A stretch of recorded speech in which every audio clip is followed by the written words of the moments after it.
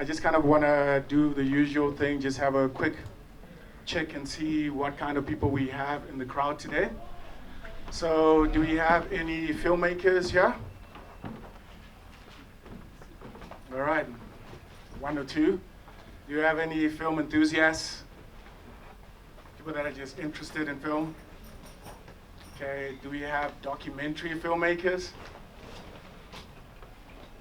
All right, 0. So this is going to be very interesting. And do we have anyone who does a particular role in filmmaking? Are you a director, for instance? Editor, producer, camera? All right, art department guys? Makeup people, lighting, 0. And actors. It's interesting. I always want to check and see what we have, because if you look around in Zimbabwe, there's a lot of missing jobs. As you can see in here, we've gotten, ever since we've started doing this week, we have no art people. No one from the art department, no makeup people. So, how many of you guys have attended the sessions before? Who's first time, second time, first time? All right. So can you just tell us why you're here, if you don't mind? Who wants to just give us I'm gonna isolate one of you two. Let's see the most articulate here. I'll just pass the mic to you. Okay, Sorry.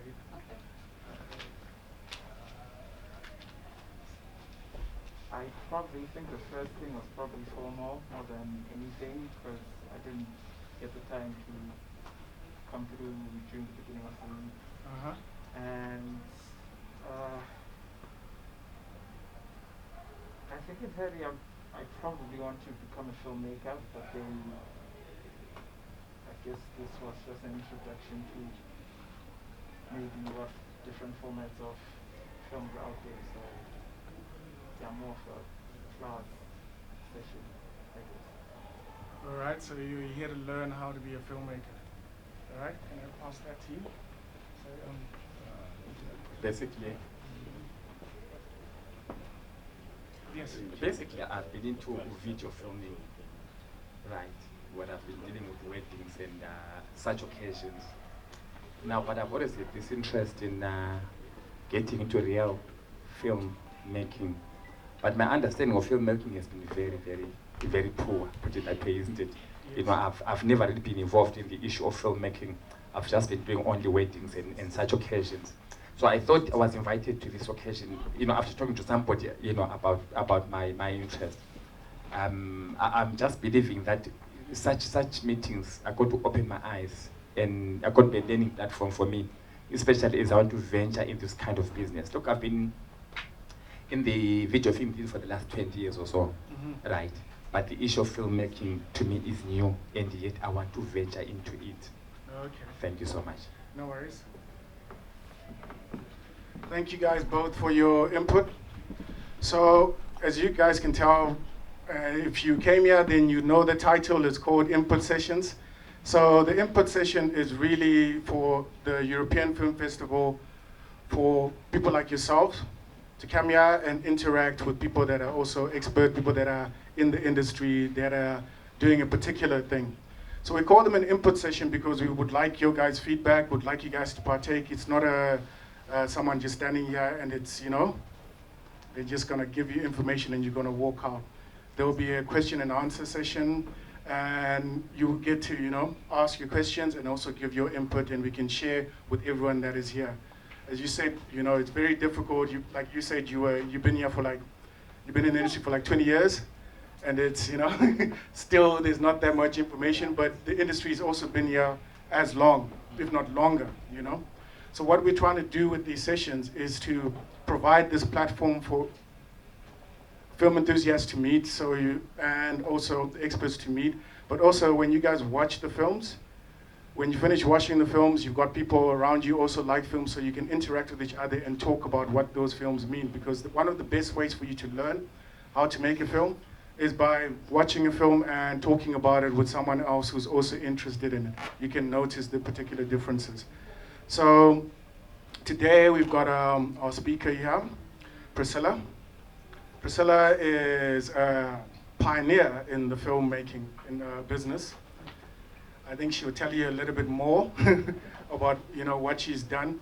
But for myself, she's been a pillar of strength, someone we can always get information from. She is a documentary filmmaker, mainly, but she's also an educator. She opened a school just to help get more female filmmakers into the industry. I don't want to steal her thunder, so I'm just gonna, give it over to her. I think I've given you a little bit of an intro, and she can tell you about documentaries. So over to you.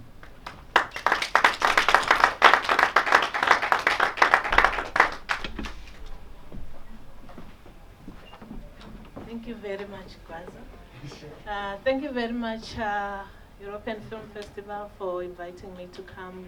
It's a great honor. I've been in the film industry for the past, since I was 18 years old. I trained as a filmmaker at Happy Valley Film Workshop for 3 years. I then went to UNESCO Film School in 1994. There was a school called UNESCO, which is now Ziftesa. So if those who don't know, Ziftesa used to be UNESCO Film School, so I was trained at UNESCO. I've been doing documentaries which tell stories of people, real people. I've been doing documentaries which tell stories of injustice. I've been doing documentaries which tell stories of human rights. I've traveled about 30 countries, and I've been to Hollywood as well.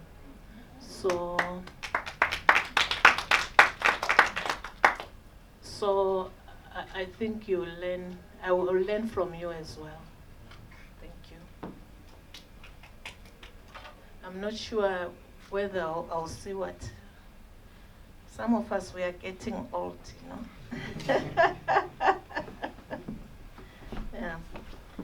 I think as a documentary filmmaker, we need to reflect on the African narratives.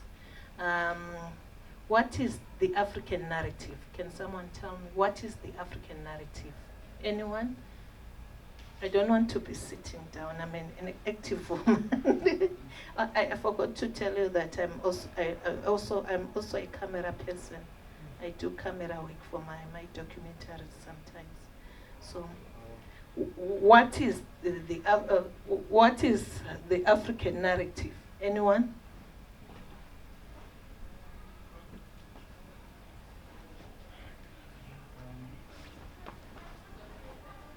I think African narratives could be stories that have to do with Africa, all the situations in Africa, stories told by African people. I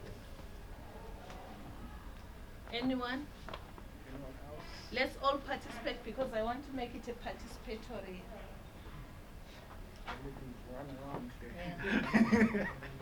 I think it's telling stories based on an African perspective, or what we see from this side of Africa, telling to the world.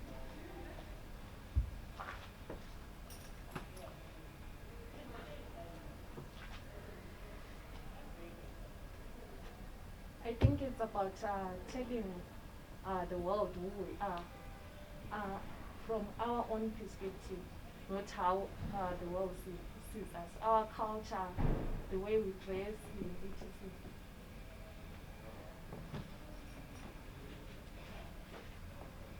Thank you very much. As Africans, are we telling our stories?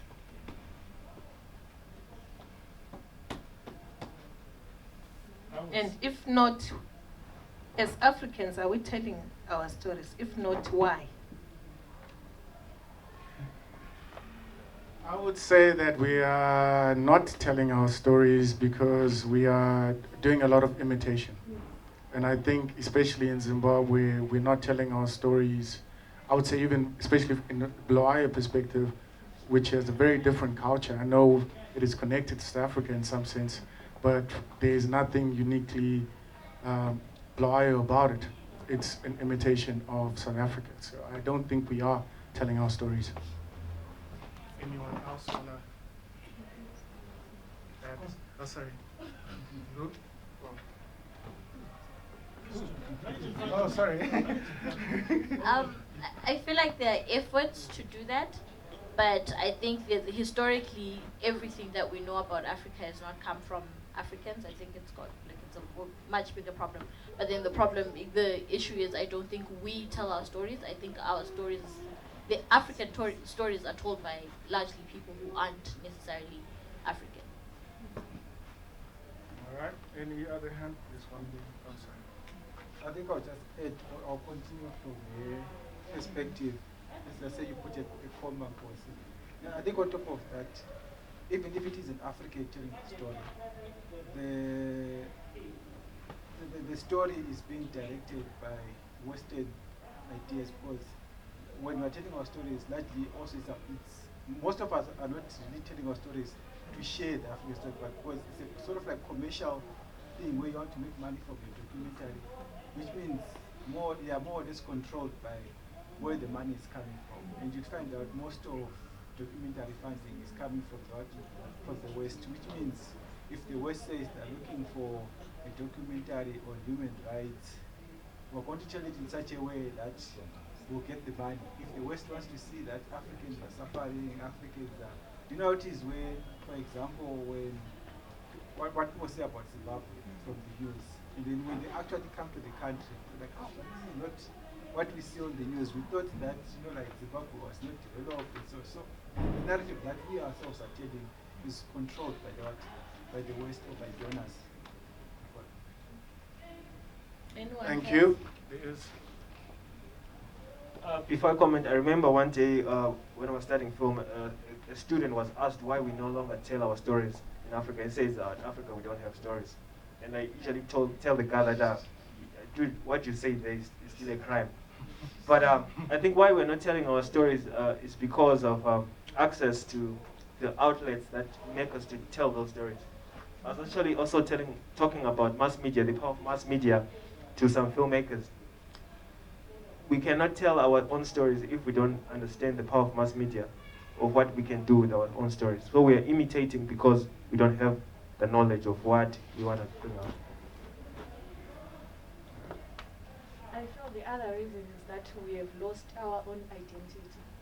Like, for instance, with us, maybe in the villages, we have adopted maybe how the Shona do their, maybe let's say Lobona, etc. We're no longer doing what we used to know or what our forefathers used to actually do, but we have actually adopted.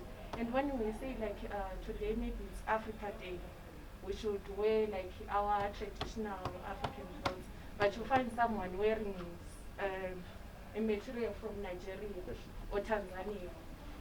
But does that tell that you are Ndebele, you are Shona or something? We have lost our identity. So in that sense, we even fail to actually tell our own stories because we no longer know who we are, where we come from.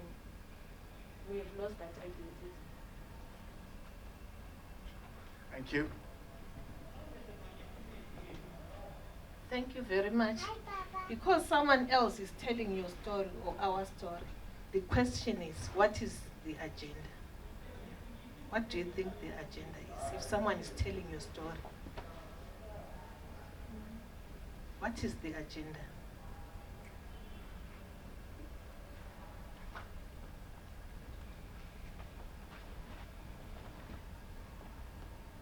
I've seen with development practitioners, usually they are telling someone's story because they want to get money, they want to get funding from donors.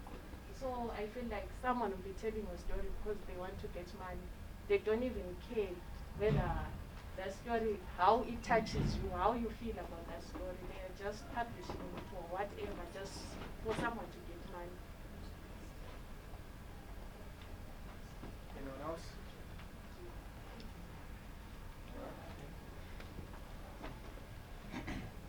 feel hello. Yeah, I feel that it depends with who the person is, who's telling, who's pushing the story. As different people might have different agendas. So when you ask what is the agenda, probably we first need to ask who is it, who's pushing for us to tell the story, or who's telling the story. Is it for our benefits or their benefits? The one with money. Sometimes our benefits and theirs might align, but most of the time it is their benefit. Okay. I would like one guy to come up front, please. Anyone to come up front?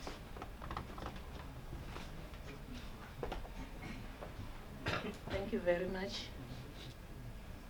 Can come closer.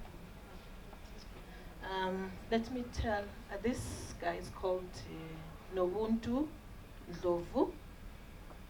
He's a footballer, born in Italy. He is married to 10 wives. He has 3 children. Thank you very much. Is this true or false? Why? Based on what? When you say, firstly, when you say he was born in Italy, being a Nobuntu Baiba, and then he's getting married to 10 wives, and normally when you get married to 10 wives, you can't have just 3 children. Many more children. So it's a distorted story.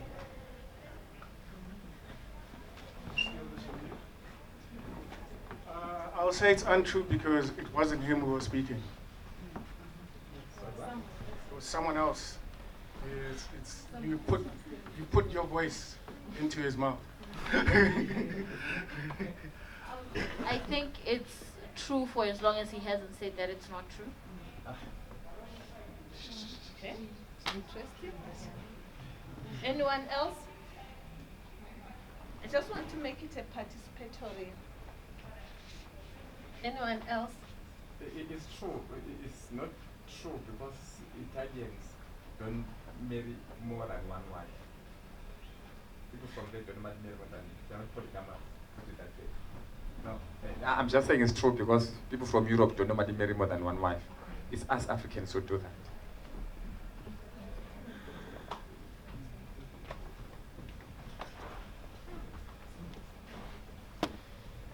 Do you see the power of storytelling? It shapes our views. It shapes our culture. It shapes the way we live. It shapes our reality. It shapes our truth. The truth. It shapes. If somebody they say appropriation of a lie becomes the truth. So if someone comes from outside and starts telling your stories, you have stories which are so distorted like this. So the power of storytelling. I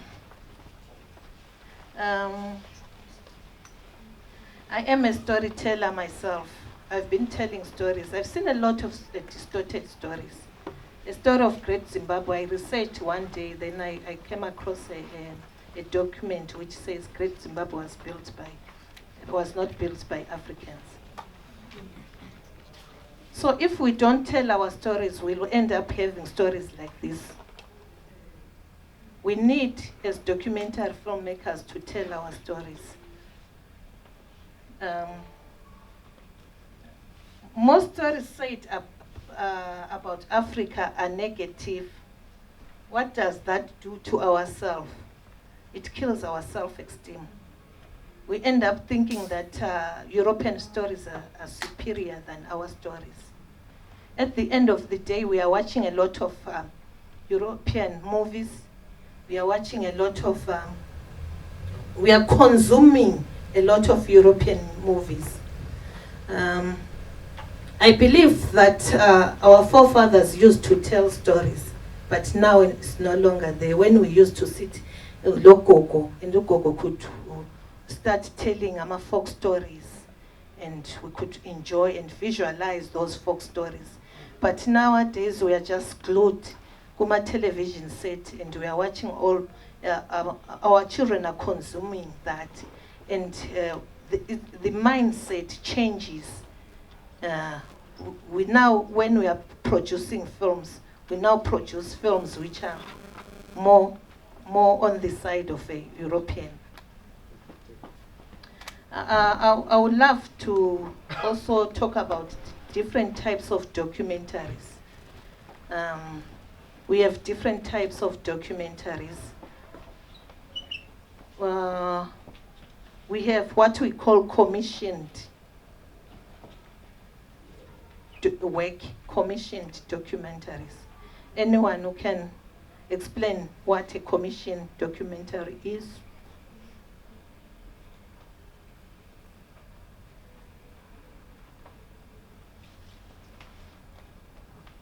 I believe a commissioned documentary is whereby maybe a filmmaker is approached by a certain organization with their own agenda, and they say, maybe can you please record our daily activities, our vision, and everything else, and maybe we'll finance, we'll become the producers, and you do this for us. So I think that's commissioned documentary.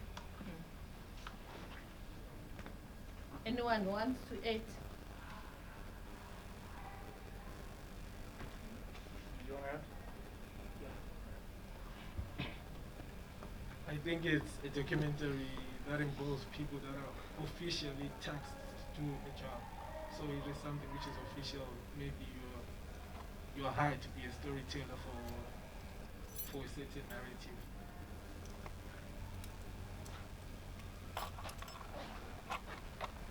When you are commissioned, someone paying for your idea, someone paying for you to produce an idea which they have, like the agenda.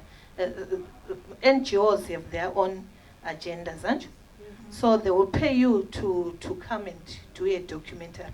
Every NGO has a budget of, it will produce a documentary. Every NGO has a budget. So they will pay you Iman, so that you come and produce a story for them. And they will tell you what to do. What are the advantages of a commissioned work?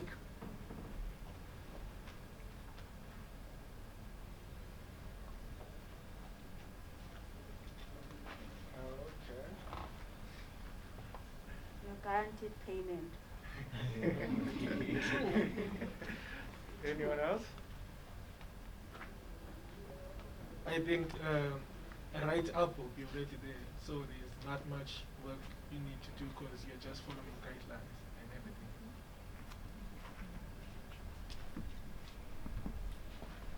I can shout? Sure. Yeah. For me, I would say, coming from an M&E background, it's very easy because the deliverables, the outcomes are clear. So your targets, you just know, okay, I've been paid 2,000 to produce a 30 minutes for organization B. So deliverables are stated, your audio, your quality, you want HD, whether it's 2K, and so forth. So it's technical and it's very achievable. Thank you. What are the disadvantages of a commissioned documentary? Disadvantages? For me, the disadvantage is that since it's technical and it's commissioned, you have been guided and instructed on what to do. The disadvantage is that for you, as the storyteller, it actually waters down your creativity. True. Continuous report to your funders. You are entitled to go and report to your funders. Accountability. Every day you produce a documentary. You have to go to your funders and report. The documentary lesson how far, and also you do not have full independence on your story. That's the disadvantage of a commissioned documentary. We also have self-funded documentaries. What are the advantages of self-funded documentaries? Advantages? I know most of you guys, you self-fund your documentaries. You are not commissioned. So what are the advantages of a self-funded documentary? Let's all participate. I don't want to be speaking alone.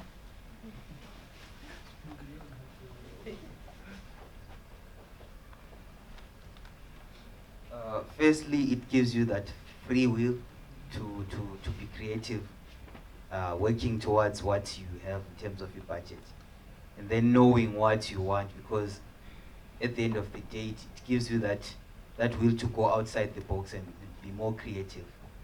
Yeah. Yeah, true. Anyone else? Well, I want to say something that it allows for creativity, the development of creativity in individuals. Second, it develops experience, as a filmmaker. When you face challenges and problems, then you develop that experience on how to solve problems if you are doing documentaries. It also gives you the chance to reflect, to project your own thinking, your own perceptions, your own way of seeing the world around you, and tell your own story the way you see it yourself, not the way anybody else does see it.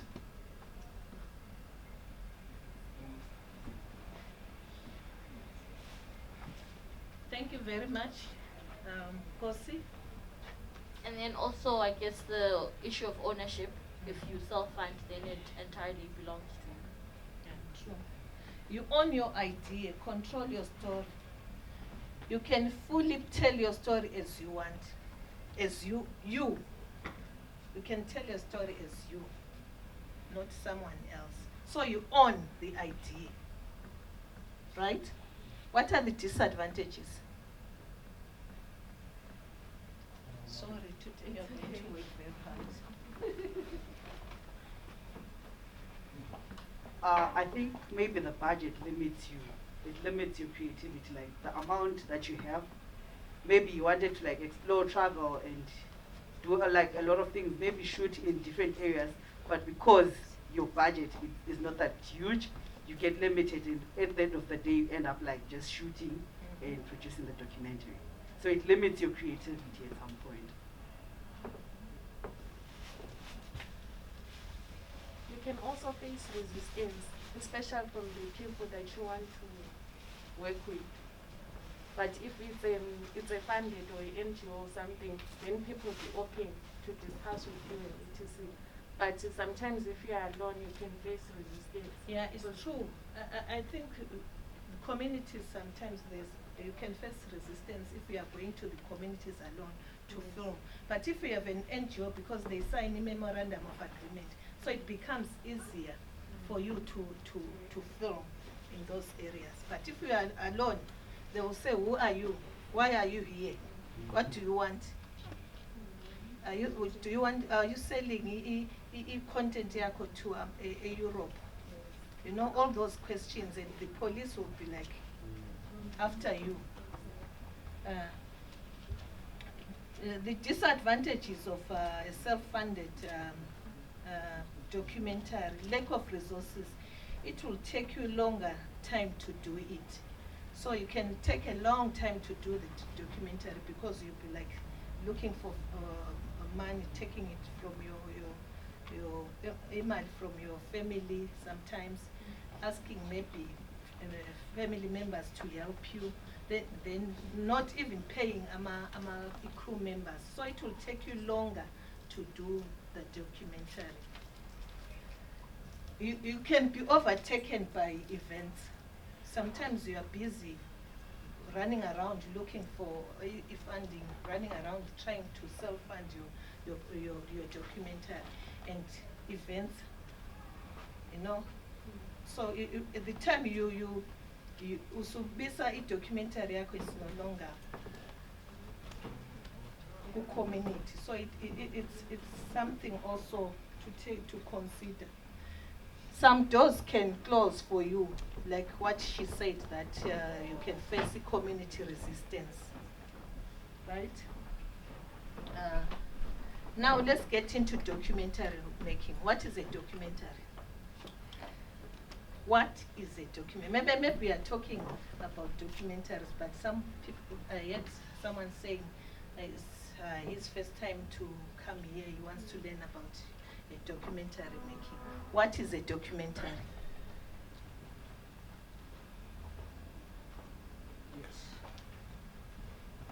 I think a documentary is a film that shoots a reality, or is shooting a controlled reality, I think.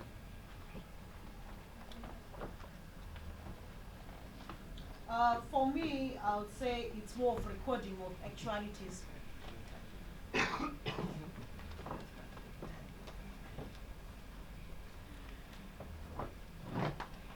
Anyone else?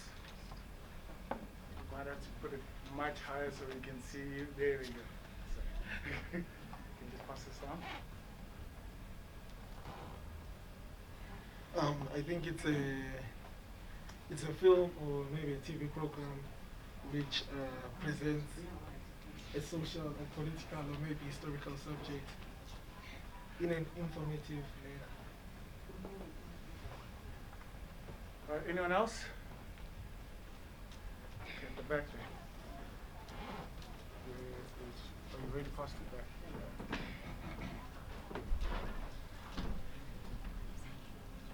A documentary is a film or a radio program presenting factual information about a certain subject or a particular community or people.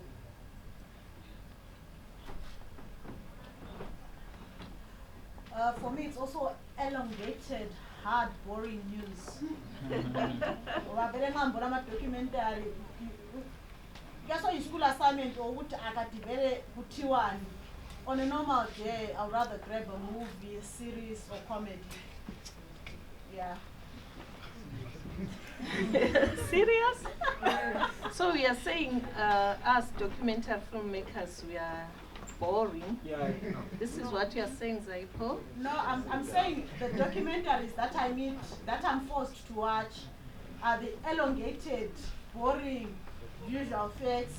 But I can see there's money because the proper cameras on National Geographic. So I know there's money, that's why I'm here.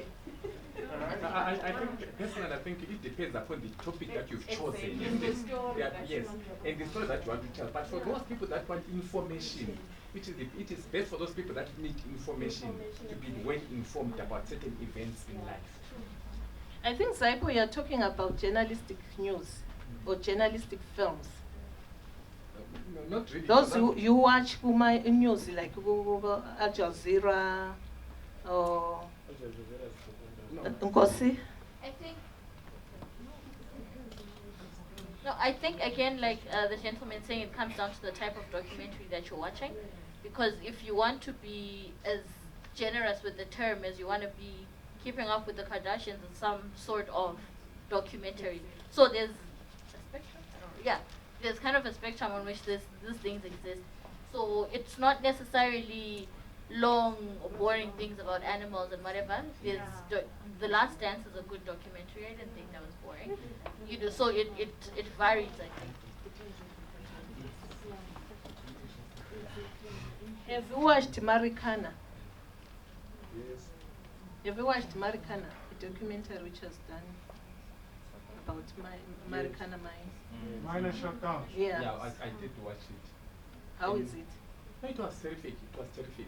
It was that the one, the day Israel attacked America. It was documented, but it was really exciting. I think we saw that one. I think what Kosi said is depends on the style of the documentary. Sometimes we have narrative documentaries. Sometimes we have documentaries, historical documentaries. If you watch Mandela, is that interesting? It depends on who's watching it. Exactly.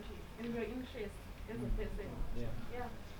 For a historian, you see, like myself, I think it would be very exciting to say it. It also depends on which channel are you watching it from. If you are watching it from Al Jazeera, do you think it will be boring? No. And the quality as well? That matters. And the depth of research that would have been made by the presenter is very important. It means you are dealing what I said. What is a documentary? Documentary is a treatment of activities, reality, truth, factual. This is what we have been saying. It means you are dealing with real people, real stories. You are not dealing with you are not. Drama is different from documentaries, because drama you create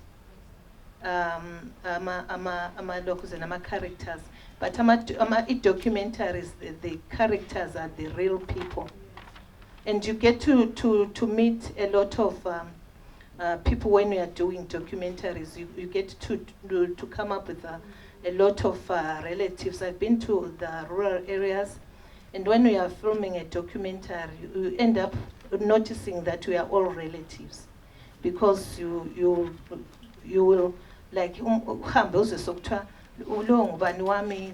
my Masithole. So you'll end up coming back to your family and also tell a lot of things from the rural areas. So you get to meet a lot of people who are real, who are factual, abakhuluma truth, not like they are not fake. Most of the people who are in documentary film.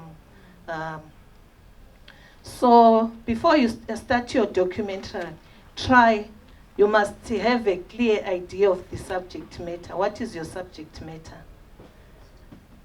But do not conclude. Your story can change as it develops. So for a documentary, if you are writing a documentary, don't conclude that because this is the topic which I have used, this is the reality.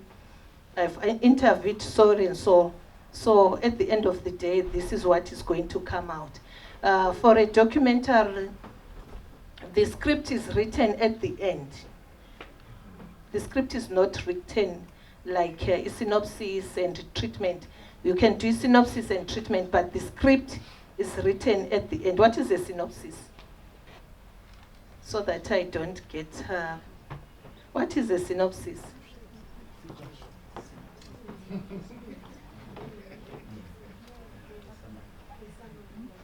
A summary.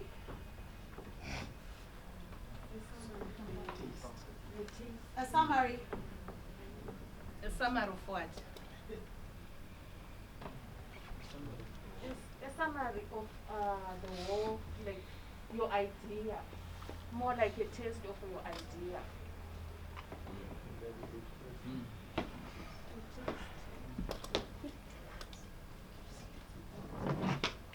Anyone else who has a different view?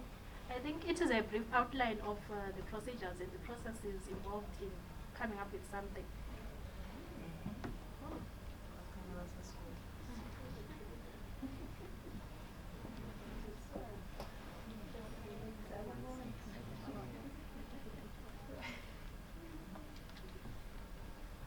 Thank you very much. When we are creating a documentary, you must be knowledgeable. Research is vital. Go to the libraries. How many people are members of the library? National Free Library.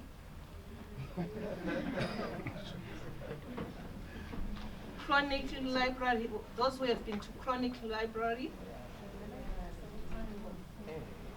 National Archives.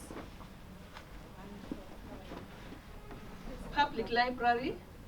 Google Library. Exactly. Most of us, we are now on Google. So you need to... I have a question. You asked... I have a question. When you are saying you should research, well, I want to tackle a topic, let's say, for example, on Lobola in the Ndebele society, for example, isn't it? I'm following that, isn't it? So I'm depending on the subject, the people I'm going to talk to for my information, isn't it? What is there for me to research thoroughly about? Because the information I'm going to get it from the people I'm going to interview, for example. So how do I come in with my research there? How do my thoughts come in and affect my documentary? Because I'm dependent upon those people I'm going to be talking to for my information. Anyone wants to answer this? I want to try. I think it's good to actually research and at least have some background information, even though you are not sure whether it's true or not, but for you to go out there and start asking questions, someone will be telling you lies. I can be there, part of the community. I can tell you lies. But if you don't have that research, then how are you going to tell is this person, the person telling me the truth or lies? We have to have at least some background information. Go there at least in a way when there's something around the lie. Where I see it helps. I think she's basically said what I was saying, but maybe in my own words. I think research is an ongoing, it's not just a pre-production process. So you need that research to validate the information that you get, because at the end it's your name that's on the documentary. So imagine you present a documentary where someone is telling blatant lies, but because you didn't do your research and validate that information, you can imagine the embarrassment when you have this old man who just because you probably bought him a skirt or two, and he's, like being creative with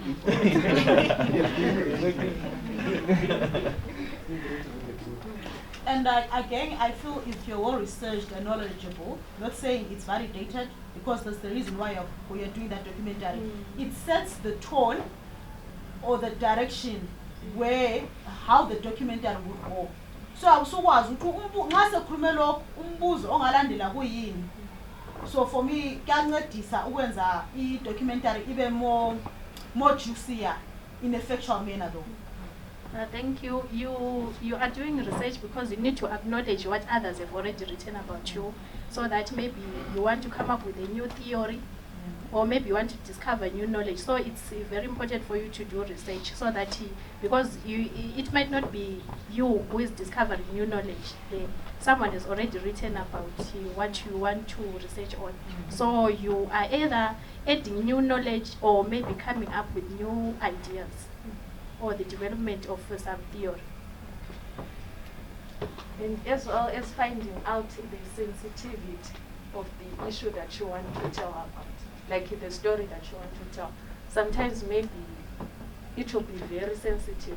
So now you have to research when you are structuring your questions in ETC, so that you won't provoke the person that you are actually asking those questions. Also, I believe research is very key in the sense or in the fact that all human beings are born without any knowledge or information. So how can you trust that you are coming on earth and then you are just listening to what others have said or have seen? You need to first research. What is a pangolin? You can't say, go to a guy and he tells you a pangolin is like this, but yourself you have never seen what a pangolin is, where it lives or what it eats.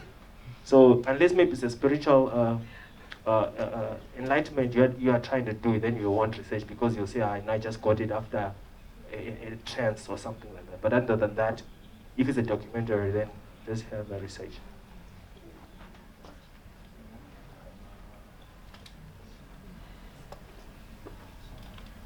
For a documentary, you are saying, show us, don't tell us. It's about showing the visual. So if you see I'm talking heads all the time, it's not nice. So you need sometimes to go and collect archival material, so that you can use that archival material as B-rolls or cutaways. So it's best you go and research about the surrounding environment. Go and research about what is there on the ground. So that when you are producing your documentaries, after the interviews, you go and collect B-rolls, cutaways for editing process. Anju? Anything? As a documentary filmmaker, you need to have a skill of pitching. You have to pitch your idea to funders, to broadcasters. If you don't have a skill of pitching, you won't succeed. You need to pitch your idea, right? What is pitching? I will continue asking questions. What is pitching? How do you pitch your idea?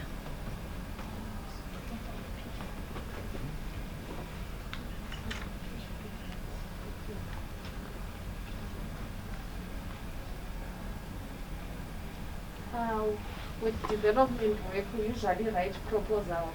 You propose your idea to someone, what you want to achieve at the end of the day. So, for me, pitching is more like a proposal. To add on here, pitching is more of the concept note where it comes in a short space of time, and if someone likes it and buys in, that's when they ask for the full proposal. Yikukhombisa nje isisikhathi etaps yangathibika kulapho wabeka khona amagama.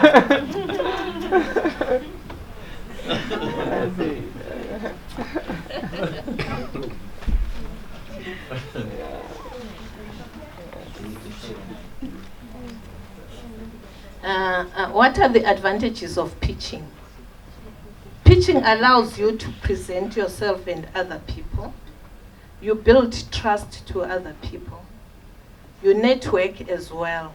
When you pitch your project, you network like with donors, you network with broadcasters, you network with the people around. Every time you pitch your project, you must be brief, rehearse your pitch, so that when you are there, they just give you, they say, please do an elevator speech. You are 1 minute, it's done. So you must tell your project in 1 minute. My project is about da da da da da da. Done. People, investors don't have time to wait for you. They have other things to do. So you must rehearse your pitch. It's called an elevator pitch. Be brief and focus. Right? So I think I've covered quite a lot. Now I want to talk about the advantages, the opportunities and challenges which are in the film industry. As a documentary filmmaker, what are the opportunities which are there?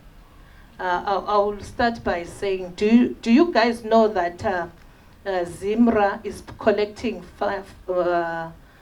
money from Facebook, YouTube, and Netflix?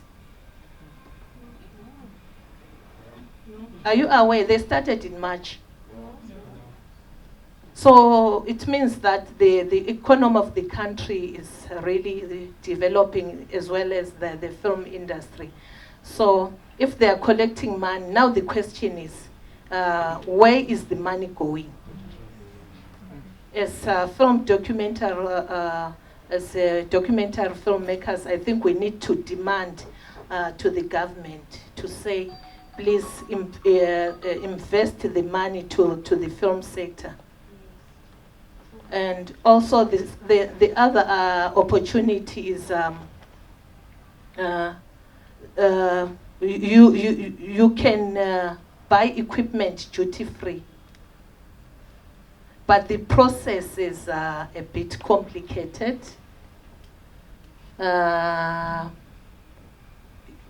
It allows National Arts Council can write you a letter, then you go and buy your equipment. So how many people know that you can buy equipment duty free? How many people have equipment? Because you can't produce a documentary without equipment. Why are you not having equipment?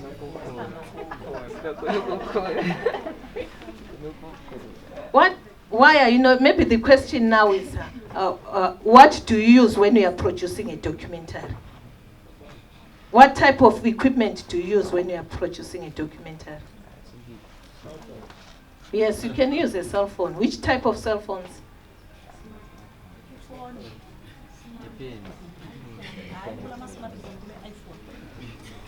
iPhones, because they produce a high quality, high definition quality.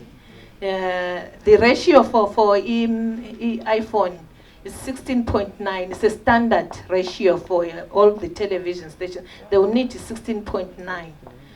If you do 4.3, they won't take your documentary. They want 16.9. So it's 16.9 when you are filming using your phone. You need to do a landscape like this. I've seen a lot of filmmakers filming use like this. So at the end of the day, you have the Chinese movies lana we used to watch in the 70s and 80s, where you see people like and longest stretched. So guys, you can buy equipment duty free, but the process, you need to go and buy your equipment, then you file for a rebate. Aren't you? Also, another advantage, another opportunity is that Netflix has come up with a proposal for young people to produce folk stories. So it's another opportunity for us as documentary filmmakers. You can go to Netflix and if your proposal is taken, you can then produce a document because they will fund you. They've already started in Zambia. They've put in money in the Google Film Foundation in South Africa. They've put in 4 million already. So it means that they'll be coming to Zimbabwe as well.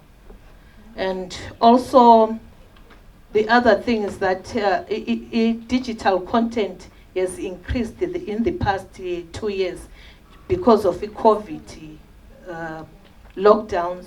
It has increased by 210%. So what does that mean to us? It means that the people consume content. But why are we not producing content as documentary filmmakers? Why are we not producing content?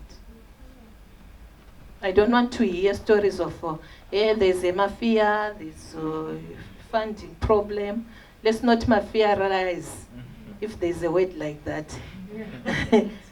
There's no one who is, you want to say something?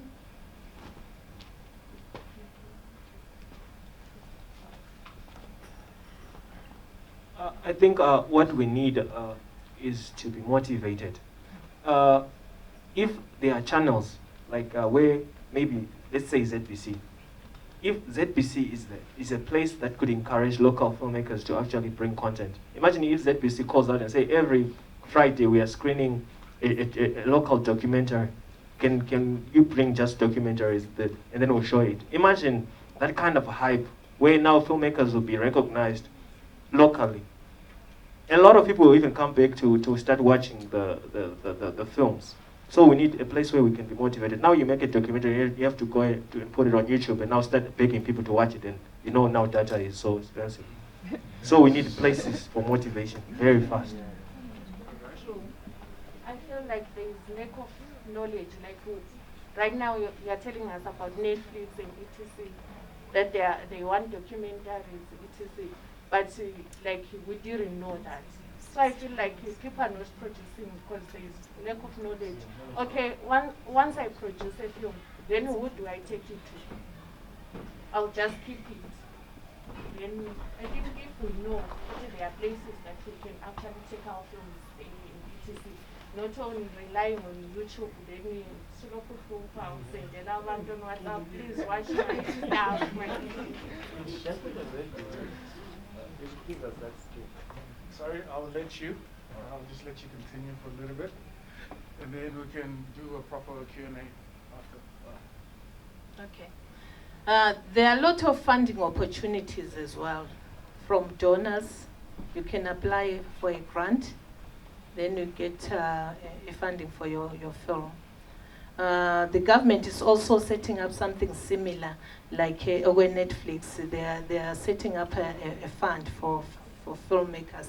I think soon you'll be like getting calls, a call for that. So next year, I think we'll be having a lot of opportunities. So start positioning yourself. Stay in your lane. Stay in your lane, hancho. Endi apho senzo okunye susiyalima or what, because there are a lot of opportunities coming in, right? Also,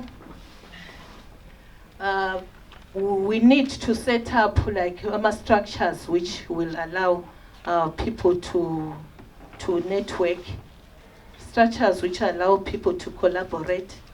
Like at the moment, we are so as filmmakers, we don't have the data of where who is who in the film industry. So everyone as an individual. So I think we need to set up structures which will empower young people. We need to set up structures which will like give young people access to funding. Also, we need a deliberate policy on women issues, because we are seeing a lot of sexual harassment in the film industry. Guys, a lot of sexual harassment. So these abuses are not reported because we don't have safety nets for young women. We don't have counseling sections. We don't have structures which I was talking about to say, if I'm raped by Alex now, where will I go? Where will I go if I'm raped by Alex? So it's something which we need as filmmakers to set up. Then we have a lot of challenges as well. How many people are accredited here? How many people are accredited? I know Chris is. Kose, are you accredited? You are accredited as a journalist, aren't you? Abanye? As a journalist? Yeah. Okay. So there is a big challenge there, because the Ministry of Information is accrediting filmmakers. At the end of the day, it's supposed to be, because the National Arts Council is, film is art. So the National Arts Council should accredit filmmakers.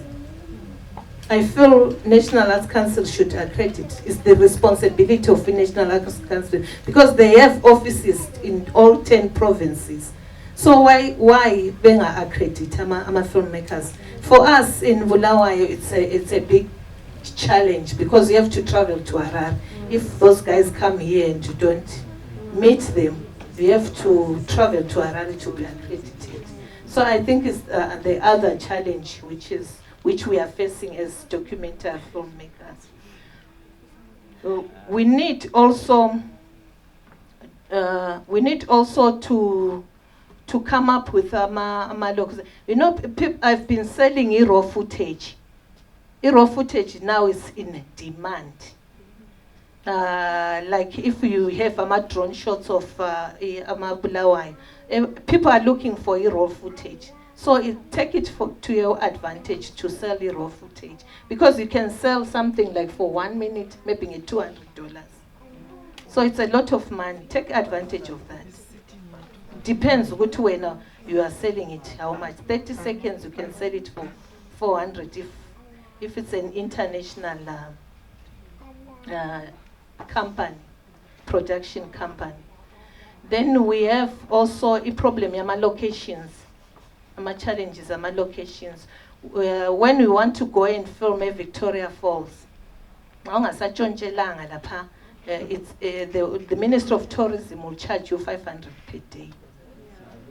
Local filmmakers and international filmmakers. So for us, local filmmakers, it's a disadvantage, because $500 a day is too much. So for international filmmakers, go by advantage give up because it's nothing, 500 US dollars. So I think, guys, we need to work together and come up with strategies that will help the film industry to develop. Thank you very much. You can stay there. I'll just use this, but you can stay. You're going to have to answer some questions for us. Thank you so much, Priscilla. Have you guys got any questions you'd like to ask her? Make it free for all now. If you got anything also that you want to add to what she said, I'll go around past the mic. What I'm saying is in response to something I think that somebody else mentioned earlier about not being made aware of certain opportunities. I think we do have a tendency of complaining about things, but then if something is as, how many of us follow the National Arts Council on social media? Or how many of us follow Netflix, the actual company, on social media? Or how many of us follow maybe platforms like Screen Africa? It's so easy to say that you don't know about opportunities, but like, what have you done on your part in order to know about things like that? Have you subscribed to their mailing list and things like that? So sometimes it's not a matter of people not telling you information. There's only so much that people can do, but then the rest is up to you.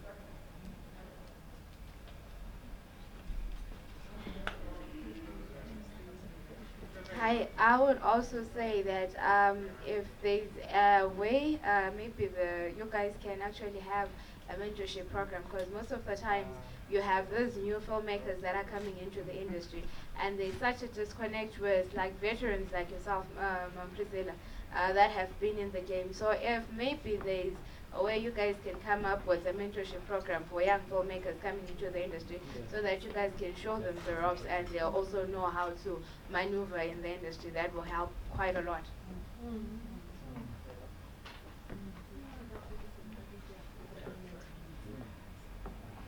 You mentioned something about mentorship. That's the whole point of being here, in a way. You know, when you're here, you should identify certain people, you're interacting with people. And some of these mentorship opportunities are not necessarily coming from Priscilla herself. You know, it could be your own peers, you know what I mean? Like sometimes it's just interacting with someone who could be attending a university or who could be. So I think like that if you're looking for a straightforward kind of like mentorship type of thing, you need to just expand and see where you can learn from different people. I mean, this is very important because a meeting like this one basically works well for those that have been in the industry already, isn't it? But those who are starting up, it's somewhere in the middle. Because when he's talking about mentorship, he's talking about those people actually starting up and want to learn the basics from the basics, as it were, isn't it? That's where mentorship plays a role, becomes important for those who are actually starting up. But I feel like usually with us, especially when we are starting up, we usually have those big heads. We think we know it all. I cannot go to Mom Priscilla and ask, how are you doing it? But because I tell myself, okay, I'm graduated, I have a degree in film and etc. Then I'll tell myself, no, I can do this. So yes, we can try the mentorship and etc. But it starts with me as a startup. If I go to her, I doubt if she can say no. If I ask some questions and etc. But usually with art, I have realized that just like she said, what disjointed. Umuntu nomuntu ufuna ukwenza okwakhe. And there is pride. Akula nje engathi ngcenye mina ngake ngahamba uMama Priscilla and I asked her, how are you doing it? I always see you uyenza lokhu la lokhu ukwenza njani. But usually umuntu engabambi camera vele secabanga ukuthi mina I'm the best. Yikho kwenzakalayo with us. I understand, my sister. I still think you are talking about those people that are already involved in the film industry. There are people who want to even to learn how to hold a camera, if they're the ones, you know, what it means, you know, to be a filmmaker. What is it all about? When the film and kusetshenziswani vele iCamera ibanjwa njani kwenziwani ngathatha umpikitsha uthathani. You know, we are discussing like we are already professionals in the business, right? But kulabantu who know nothing but are interested in starting this thing up. That's what I think we are talking about. All right, Priscilla, would you like to answer him? Yeah. Before I come to you, sorry, I saw your hand up. I think if we are starting a film, you must learn from others who have been in the industry for a long time. And then there are also incubator film training hubs. I will give you an example. Kutsige Chikomo is such a hub where you can go and learn. You can come to me by scope. We also teach, so you can come and learn a film from pre-production process, production process, and post-production. It's a process, so you need to network with other people. That's why the European Film Festival is here, so that you can network and learn more. Wanted to add something? I think it also begins with you, because there's no way that I've got to guess that you've got an interest in film. So it's your responsibility, if you've decided how to get into film, to find out what the industry is like, who's in the industry, then you can approach that person. The ambulance, you have to call an ambulance to come and get you. It doesn't just pitch up when they don't know there's someone who's here with that house. So you have to do your part. The first step is yours. Priscilla can't guess that you've got an interest. You have to go to Priscilla. After finding out what type of film you want to find out to do documentaries. When Flower is doing documentaries, there's Priscilla, there's Chris, there's Bossy. Then you approach those people. But if you're going to have to wait for someone to approach you just because they've seen you making errors, it's going to be a long wait. Can I also want to say something as well? Sorry Can I about just that. say something quickly? All right. I'm just going to ask you guys, how much are you willing to pay? All right, because that's the main. We're dodging the question, but we're dodging the main issue here. The main issue here is if you're looking for mentorship opportunities and you're looking for all these kinds of things where you want to grow as a person, you want to grow as an artist, you got to invest in yourself. And by that I mean, you can't just come to someone who's also doing their own work and then just say, you know what, just take me on. You gotta also, everyone is struggling. I'm not gonna lie to you, everyone is struggling. So when some people, I'll give you an example. When some people, we create mentorship opportunities and you say to someone, you know what, I can teach you this in a workshop for the weekend and it's gonna cost you $10 and they go, oh my God, no, I don't want that. So you also gotta see for yourself, like if you're looking for opportunities and someone says to you, here's an opportunity, it's going to cost you this much. Also be willing to invest in yourself. Don't just look at it and look for a free handout. A free handout will not help you. I'll tell you for myself, when I used to attend festivals and stuff like that in England, you had to pay for some of these things. They were not free. And then you go there and you attend a workshop and you have to pay like £200 for a 3-day kind of thing. And then we also share that knowledge with you, right, for free. So also think for yourself, like how much am I willing to invest in myself to put myself in a different level. All right, there's someone who wanted to add something in the back there. There's someone before you, but I'll let you. All right. Fine. Well, this is a really candid question. Now, as an industry, would you recommend, I mean, looking at the rewards in the industry, is it a rewarding industry? I mean, this question I know people are expecting it, but is it a rewarding industry? My first question. But my next comment would be, us or those people already involved in the film industry, perhaps it is also important for them. I mean, we've been talking about mentorship, isn't it? To ensure that this, I don't know how to say, business does not die. I think it is also on the shoulders of those that are involved in the business to ensure that this one does not die. All right. Sorry, yes. I wanted just to contribute on the fact where Baba here was asking, we don't know anything. I was like, wow. I believe if you're hungry, one thing or another, you have to find food, or else you will die. So that means if you have a hunger for film, you have to find a platform. I like what Brother Kwazede was saying, is people are struggling. It's very true, it's Zimbabwe, hey. So we have to find means. Let's go on YouTube, just read notes, find something. First, learn maybe to write a script. Learn first what is the story, before you even want to know what is the camera. Because right now, many people have cameras and they don't even know where to get the stories now. So film is not only about the equipment and the flash and lights. There's so much going on. Anyone with an additional question that they would like to ask? Go ahead. All right, I'm going to ask you guys. I'm going to ask you guys because Priscilla just talked about documentary filmmaking. I'm going to ask you just 3 questions. They're going to be pretty simple. As in, why do you think documentary films are important? I just want someone to answer that. Why are they important? I don't want Priscilla to answer it.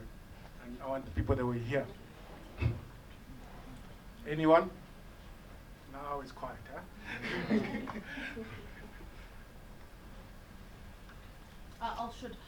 The recordings of actuality. The recording of actualities actually bring to perspective our past, present, and will actually determine the future. So for historian, fact-finding, definitely we need to watch documentaries. All right. Malete, you want to add?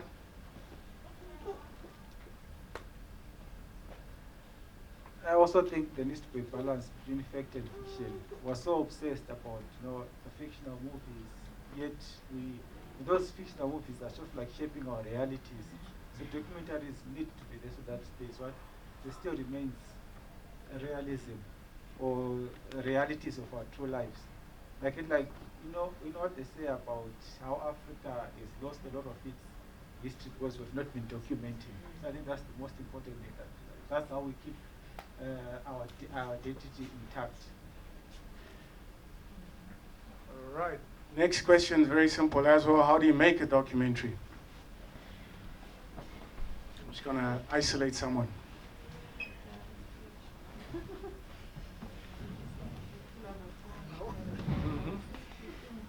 How do you make a documentary? You do your research. Without listening. You do your research first. Yeah. I think and that's the most important thing I learned today. That you have to research so that you are factual in whatever you're going to say.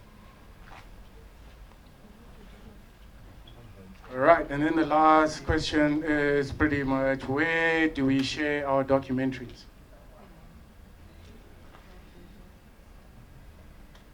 Anyone? Al Jazeera. Okay. I would like to thank Priscilla for coming through here and giving us input on documentary filmmaking.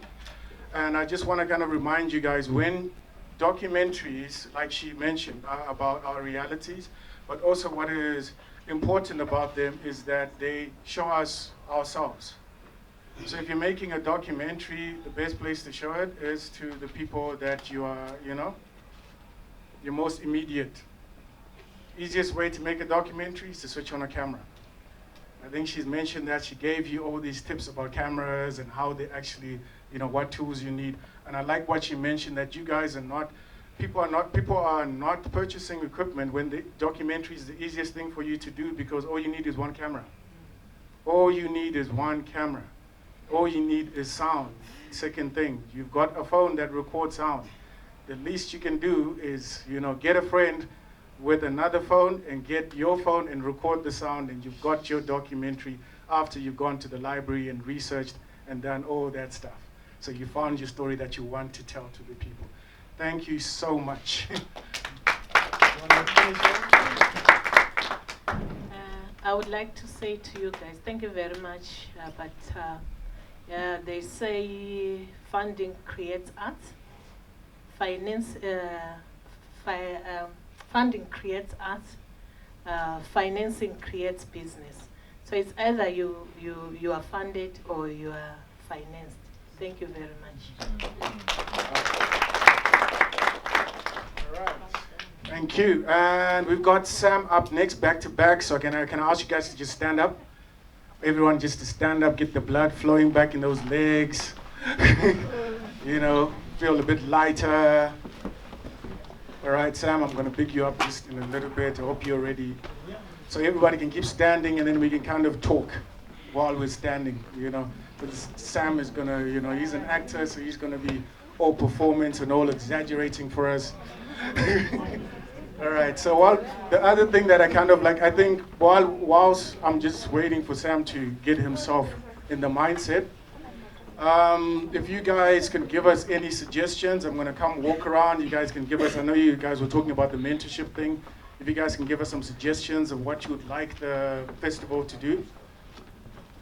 I'm going to come around and then just ask you, whoever wants to, just put your hand up and then we'll add that onto the list. All right, anyone? I know you had a lot to say. Anyone? Anyone? Nothing? All right. I think you'll have more at the end. All right, are you guys ready to sit down? Ready? All right, sweet. You guys can have a seat.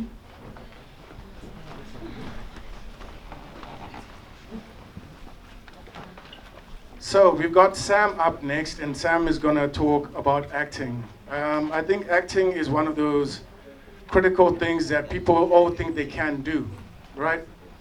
I'm pretty sure some people have watched the film here and looked and said, hey, you know what? I can do this. It doesn't look that hard. You know, I can pretty much stand and do this in any go. So we asked Sam to come through here, and Sam is a veteran actor. He's been acting for over 15 years. And he's acted in everything from action, you know, Chinoi 7 to drama to pseudo documentary, fake documentary. So he's done it all, if I can say that. I hope I'm not like over exaggerating. He's done it all, you know. And he mentioned that he's got something that interests him that he wants to talk about, which is acting with others. Because as you know, as an actor, you always act with other people.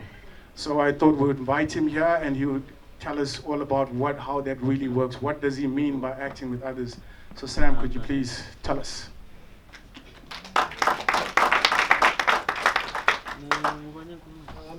Good evening. How are you guys? Okay. Firstly, I want to thank EU for giving me the privilege. Is it the privilege, the honor? I don't know. It's an honor to be here, and yeah, you know what I mean. And to meet some of the guys I know who are fighting the same war as me, or the battle as me. Yeah, my name is Sam Malete. We are the people that ran away from some place and came to Zimbabwe. And I love this country, and I love what we're trying to do with the film and arts. Okay. Here and there you'll hear me saying amen, then you'll know where I usually spend my time. I want someone to help us here and tell us what is acting, definition of what acting is.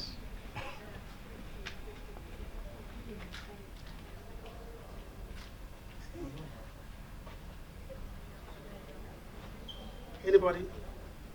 Oh, yeah. I nearly gave up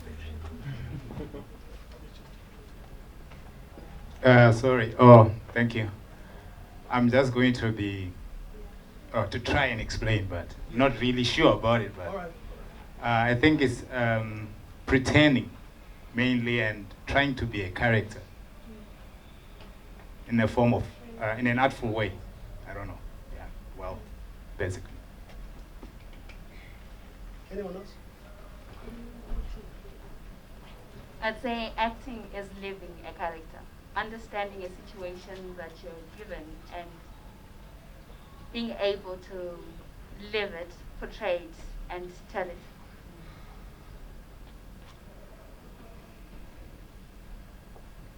Acting is the art or occupation of performing a role either on TV or in plays.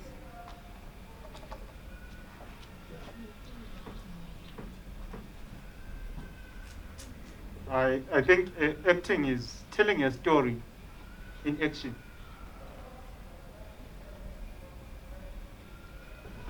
I think that is showcasing what the society goes through. It's just living what other people are living.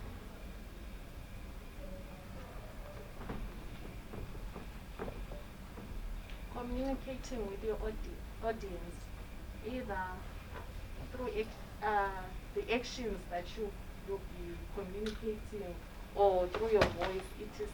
Depends.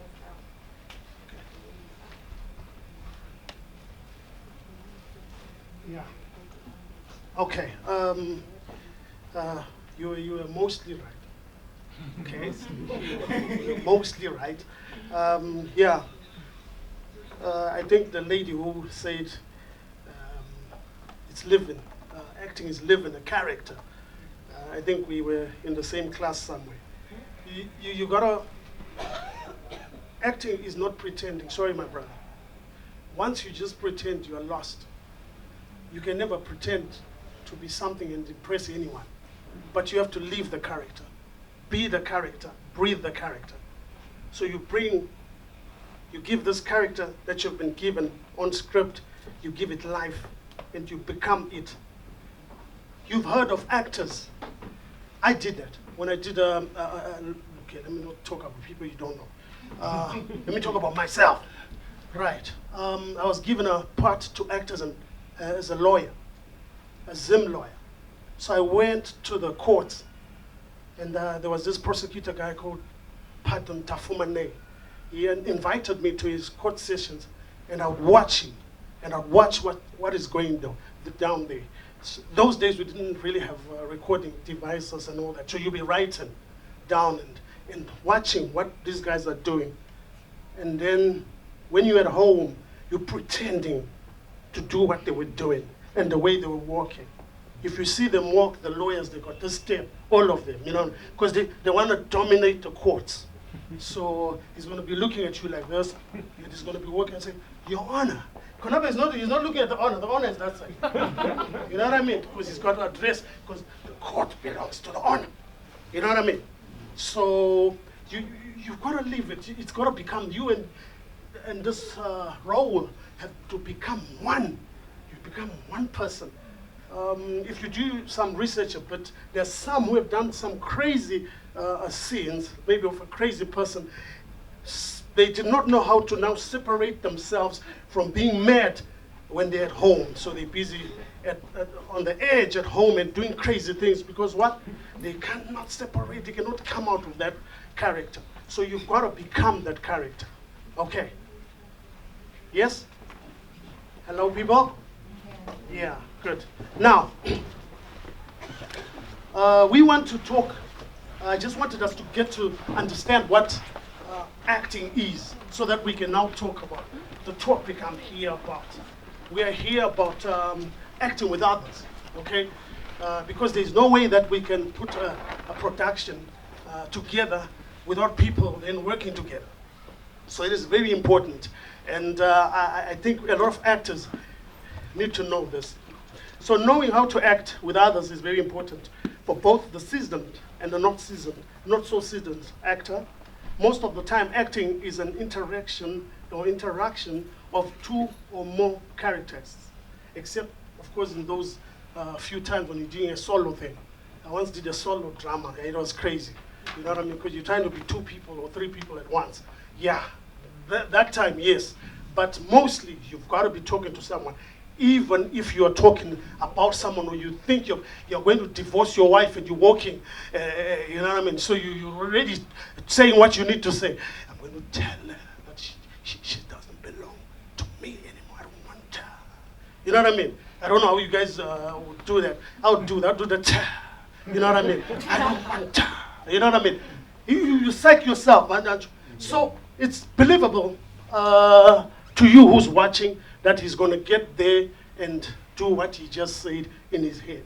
And so there's interaction there, even between you and, I don't know, is it the devil or what? You're struggling between yourself, because there's times when you're saying, no, but I shouldn't, we've got children. No, let me not do that. That's interacting, you see, but you're interacting within yourself. And most of the times, again, there's 2 people, 3 people, or 100 people that you're interacting with. So it is important to come on set with your mentality already set toward working with others. Forget about being a superstar or basking in the glory of being a lead role or a supporting role on a new film or popular film that has just been advertised. Forget about that when you are entering film or when you just got yourself a part. That is the last thing you should be thinking of. Yes? Yes. Yeah.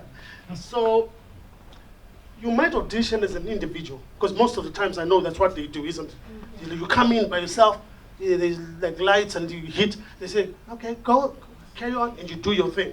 And you're at home, you're resting by yourself, you're doing all those things that we talk about, looking at the mirror and seeing your expressions and doing all the crazy things. Even the son is saying, Baba, what's going on? You know what I mean? Because you're serious, you want to get the role, or you've gotten the role, you're always by yourself. But one thing that you now need to know is in front, you're not going to be by yourself. You're going to have co-actors. So your mentality has to already, you have to come with that thing. I have people that act, I'm going to act with. Maybe I haven't seen them, I don't even know how they look, I don't even know what they're going to do, but definitely there's going to be some people there, and I'll have to act with them. So if you have that mentality, you know that I need to get myself ready to go and meet others. So we bring a production together. And that is very important, because when you come with the mentality of saying, it's me, myself, and I, the three of us, you're going to fail. Okay? So, and also you have the director. Don't forget that, I like to say her, because my best directors have been women. Yeah, she knows, she owns the set. So if you want to be funny, she's going to show you that I own this set. I went to some auditions about 2 years ago, and we're doing some short little stories. I think some of you were there. Short little stories, and you could audition for like 6 of them, and you get like 4, short little stories. And there was a guy who was really trying to make himself felt there. And they say to themselves, we will not, I heard them talking, they said, that guy, what, I don't know what he had, he must have had some stuff, I don't want to talk about it. He might have had awards, you know what I mean? But they didn't care about that, you know what I mean? His attitude was rotten. He thought he was the it, you know what I mean, and disturbing everybody, you know what I mean? You can't have that attitude as an actor. Okay, so now, when on set, it is a different ballgame altogether, okay? Remember I said on set you are more like an individual. You're dealing with yourself, aren't you? Your mindset is like totally one way. But when you come on set, you're meeting other people, aren't you? You're meeting other people, and they also have their own mindsets. And when they're reading a script, even if you read a script and you try to ask a person, I ask you, and what you say, what do you think about the script? Where's the writer going to? You all come up with different stories, and that is one story. You see? So there is now that mentality that you need to have. I will need then to control myself and to collect myself and to understand that I'm coming to an organized system here, and there's formats and there's formulas and there's ways to do what needs to be done. Right. Now, can anyone tell us what determines a good film? A film that you say, this is a good film. What determines that?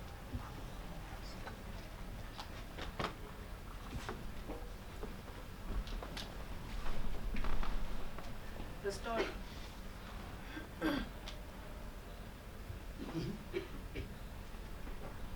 Just want to add, I would say the ability for the audience to relate to the story.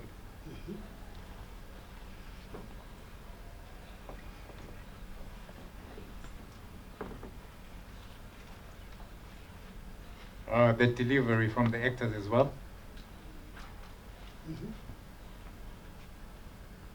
I think it's the ability of the actors to bring the story to life.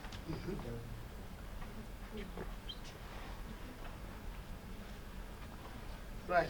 It is true. A good film is determined by many factors. Okay? The script, the director, working conditions, all those things. You know what I mean? And all you say is all involved there.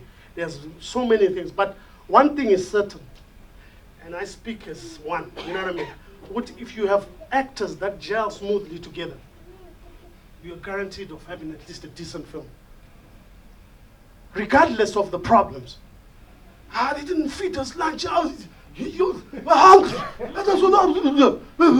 But if we come together and say, guys, the camera is going to be on. Huh?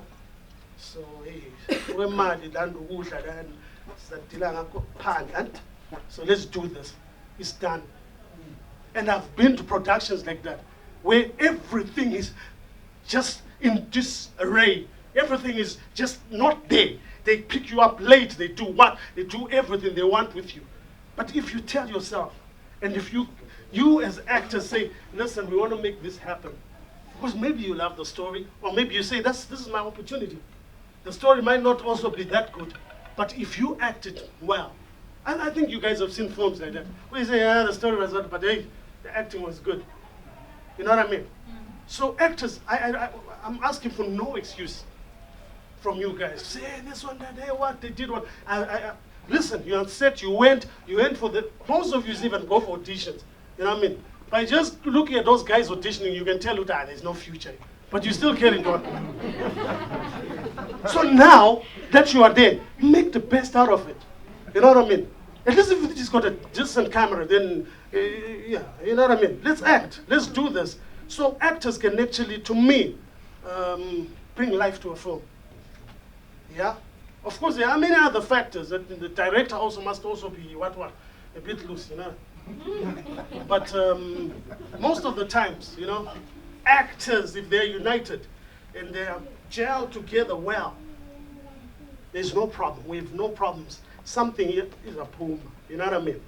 So, now, who wants to tell us the next thing that happens after one has made an audition?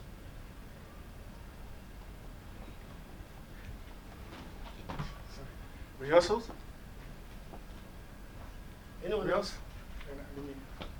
So, anyone want to?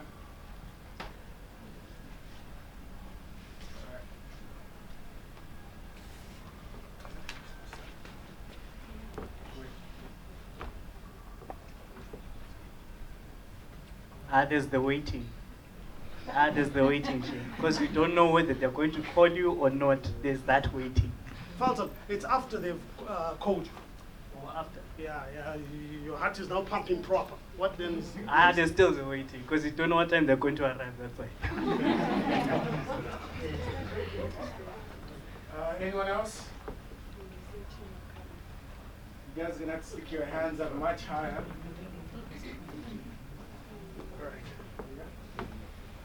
The script reading and developing your character. Anyone else?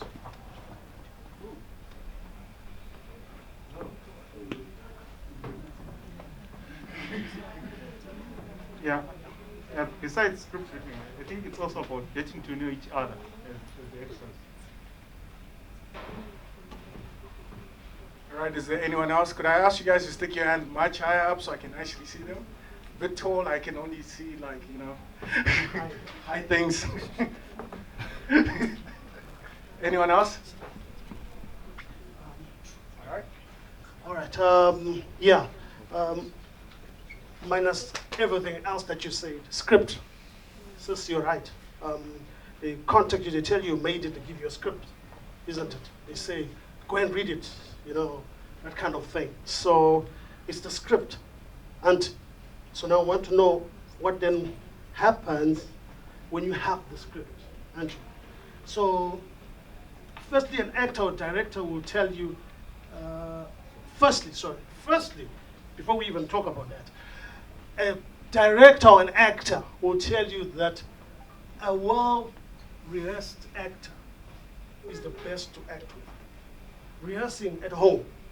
Remember that when we said you have to work by yourself at home, do your lines, do try all things. That one who's done it, not to perfection, but who's really done it and tried to work on the characters are the best people I've ever worked with. Then compared to one who just gets and say, I don't know. You are my wife, so what do we do? I say, I'm just your wife. I'm your wife, I don't know. You know what I mean? That person is difficult to work with. but one who give you suggestions and then you even argue a little bit. No. I love that kind of actor because we develop and we gel properly. So I needed to just throw in that before we carry on. Right. Firstly, read the script that you're given. Auntie, get a full understanding of the storyline, the plot, synopsis, whatever they've given you, or understand it. What is it saying to you? Before you say, what is it trying to say? What is it saying to you? Then try to get into the writer's head and say, what is the writer trying to do? Understand it. Flip-flop, man. Up and down. What is this? Ask even your little brother. What do you think? You know what I mean? Read this. Force him if you doesn't want chai. I want you to read. You know what I mean? Those are the people that help us become better actors. Do you know that? Family. So you push in that. You're like, hey, listen. What is it saying? You know what I mean? And then he tells you, and you try to connect it to what you have and what whoever has, so you understand fully what the storyline and the whole thing and the script is all about. That will help you become a better actor. And that's what I've done. Always. You go through it in and out so you understand it fully. Yes? And then, I'm not talking about cramming lines. I actually don't believe in that. So anyone who's edited what I've done, even if they've given me script, they realize I change, you know what I mean? Sometimes I just change, then sometimes I'm told, don't do that by the director, because I keep trying things. So I'm not talking about cramming word by word. Comma, the other one came and said that. I love you, comma.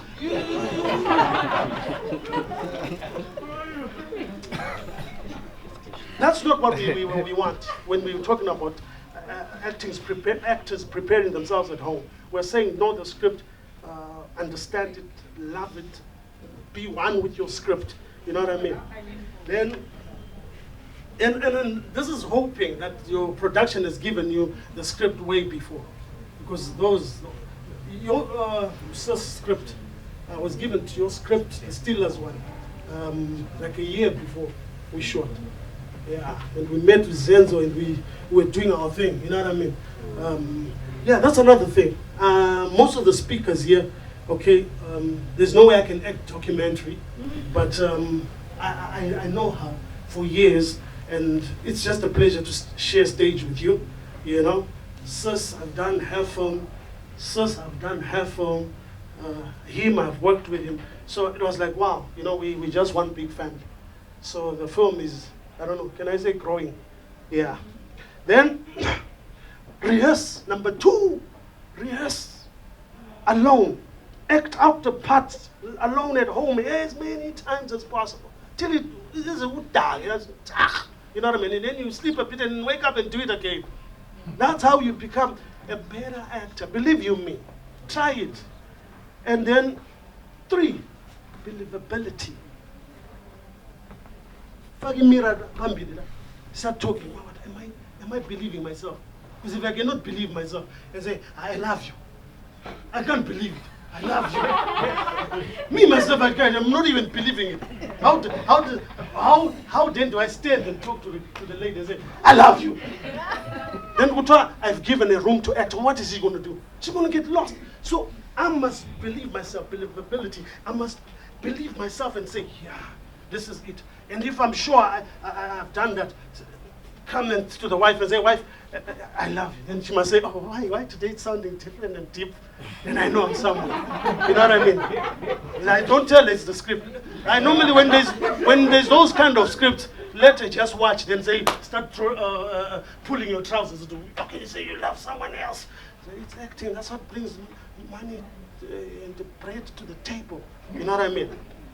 Right. And then, even at the script reading, number 4, at the script reading, try to get an understanding of how others are reading. People don't know that is important. If you, I watch you, like, even. Then you say to them, we're just reading. Then I know what kind of actor you are. And we're going to talk about those kind of actors, you know what I mean? From just the reading. I remember the one we did, it's yours, sis. And this other legend was there. and he was reading the script. When he just reads his part, we all were laughing. It was a comedy piece. And then we just would enjoy. He was just reading. And I was like, yeah, I can't wait to see him really deliver. You know, from there you can tell. And you can already tell how to maneuver around such people. Hey, yeah. You know what I mean? You start preparing yourself. Yeah? Then, 6, mistakes are common. Say to someone, mistakes are common. When you go on a set, or when you're going to a set, know that you, the real Mansansa you're going to make a mistake. Yeah, American actor, what you know, to hell with you're going to make a mistake. You are human, you're going to make a mistake. So if you prepare yourself, I'm going to make a mistake. When you get there, even if you make a mistake, no one will notice. Even the director will just look and say, okay, Sam, well done. You know what I mean? And again, the other person, or your co-actors who make mistakes, they're human. So what do? You are better prepared. Picture this. I'm on stage. 1944. Right. Hey, you believe I was there in 1944? This is powerful. Right. I'm the son. This guy he's younger than me, but he's my father. This one we are same age. She's my mother.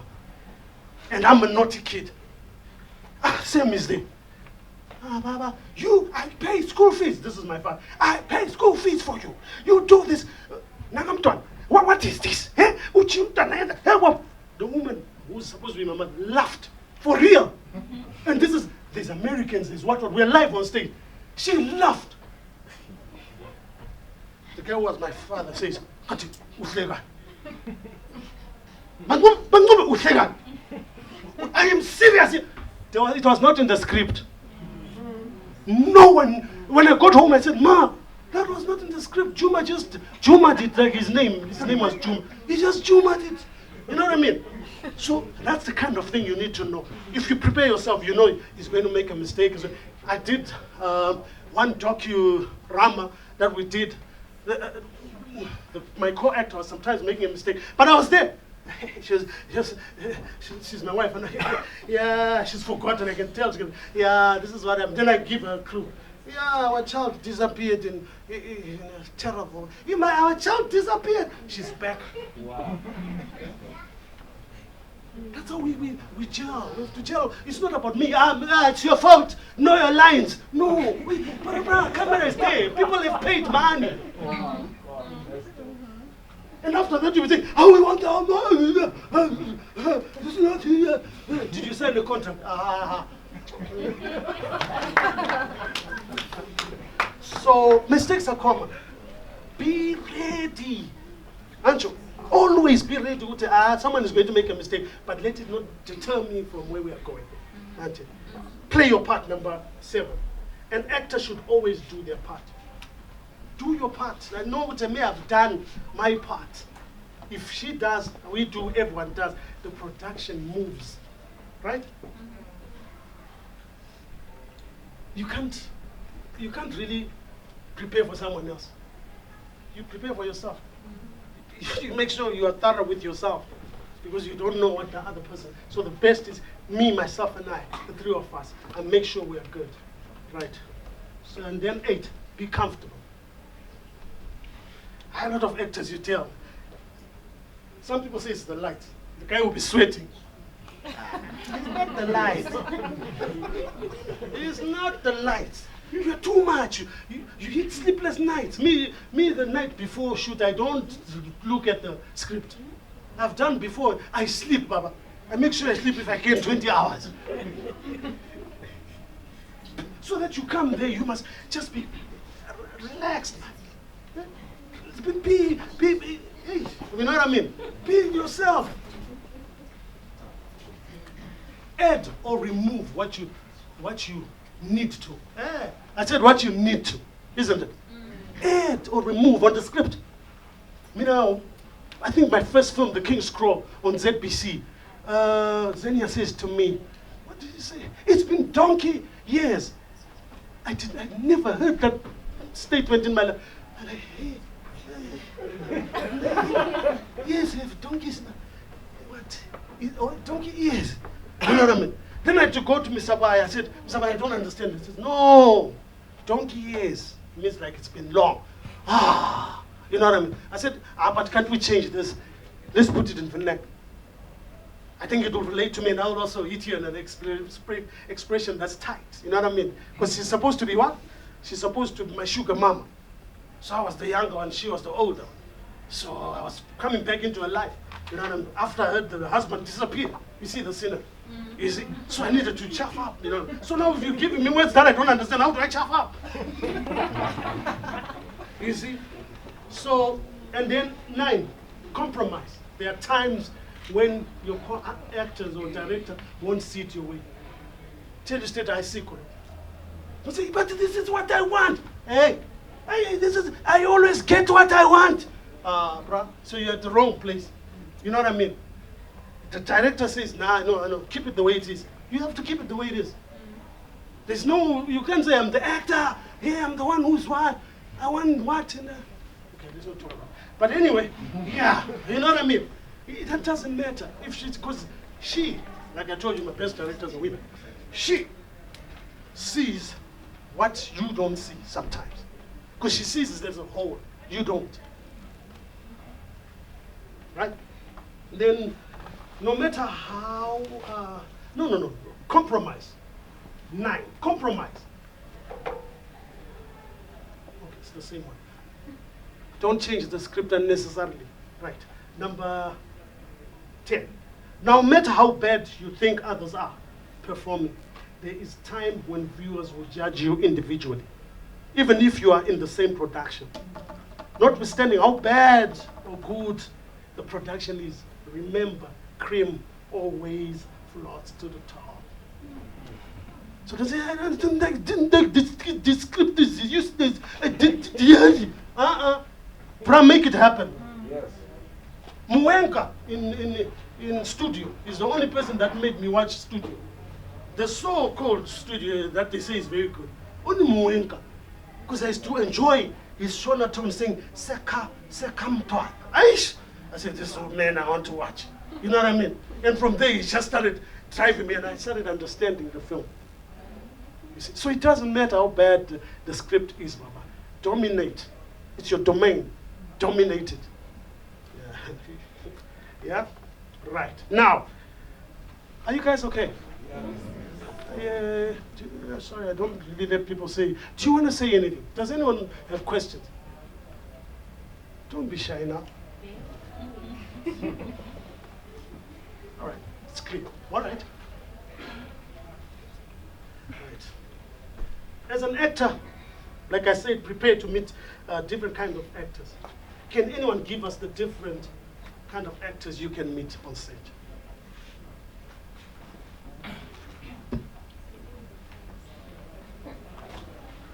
Because I know there's actors. Hands high. Anyone? Different kinds of actors?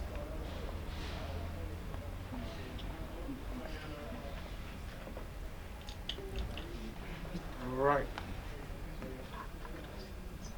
The dominating types.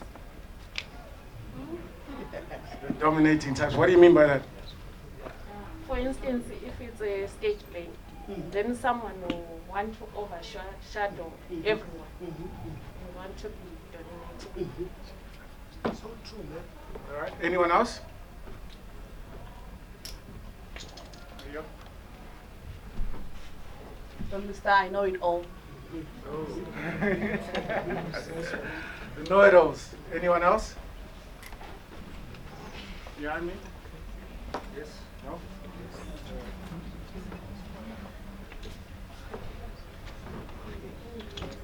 They're fitting types, but it doesn't mean that I should be too relaxed. So I have to.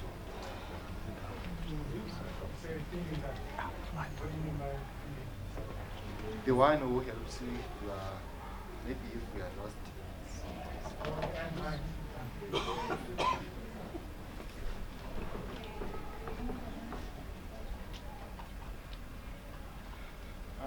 Was there a hand up here?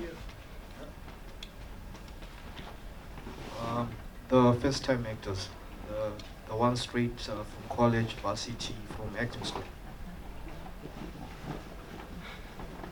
Wow, that's very good. You're all correct, man. Maybe I should just wrap things and go. You know what I mean? A cold actor, number one. Very cold. No emotion, zero. I don't know. Next. I know. I think I know. No expression, no nothing on the face. It gives you the same facial expression all the time. Body language, everything. Yeah. So what's on stage? I'm from the stage, so I know it's terrible on stage. That's the first one, right? A spoon-fed actor. Something you said, I think. An actor who over-relies on others, aren't you? Or on the director. For everything, most of the times, the person doesn't even know what they're talking about. Doesn't even know what's going on. You know what I mean? They just need the director to say this, that, and always on the script, knows the script word by word. If it's not written, pause. Then even if it needs him or her to pause, he will not pause. See, the mediocre actor, he or she can never give out the best. You always feel with you want to pull the guy. It's like he wants to go. Then you're excited, you want to go with him. Then he just lands you like that, like harass that. Hey! You know what I mean? And you want to pull the guy and say, guy, man, let's go to another level. Then there's a stuck-up actor. Stuck up. How does that one do? Try set in his ways or her ways. Won't explore and can't get out of the box. In actors, we're not doing that. No. Comedy and thriller are different. But we're just saying, let's try. No. An experienced actor, right? This one comes with a lot of experience. Aha! A figure veil, you just feel the presence. This is so big woman, you know what I mean? And everything, like, oh, what's the script like? Okay, don't worry about that. So you say what. And you feel good, you know, acting with that person. But the opposite can also happen, you know, because he wants to shine, like someone was saying. He'll say, hey, remember, then you leave me. Don't say that. But he's gonna, no, don't. Just say, I will say. There's a problem with these experienced actors. The inexperienced actor clearly has no clue of anything. Wants guidance in everything. Then what do we do? Then we act. What is act? Regularly surprised by everything. I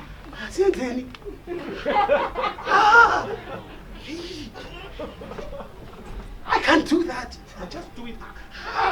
Mrs. Director,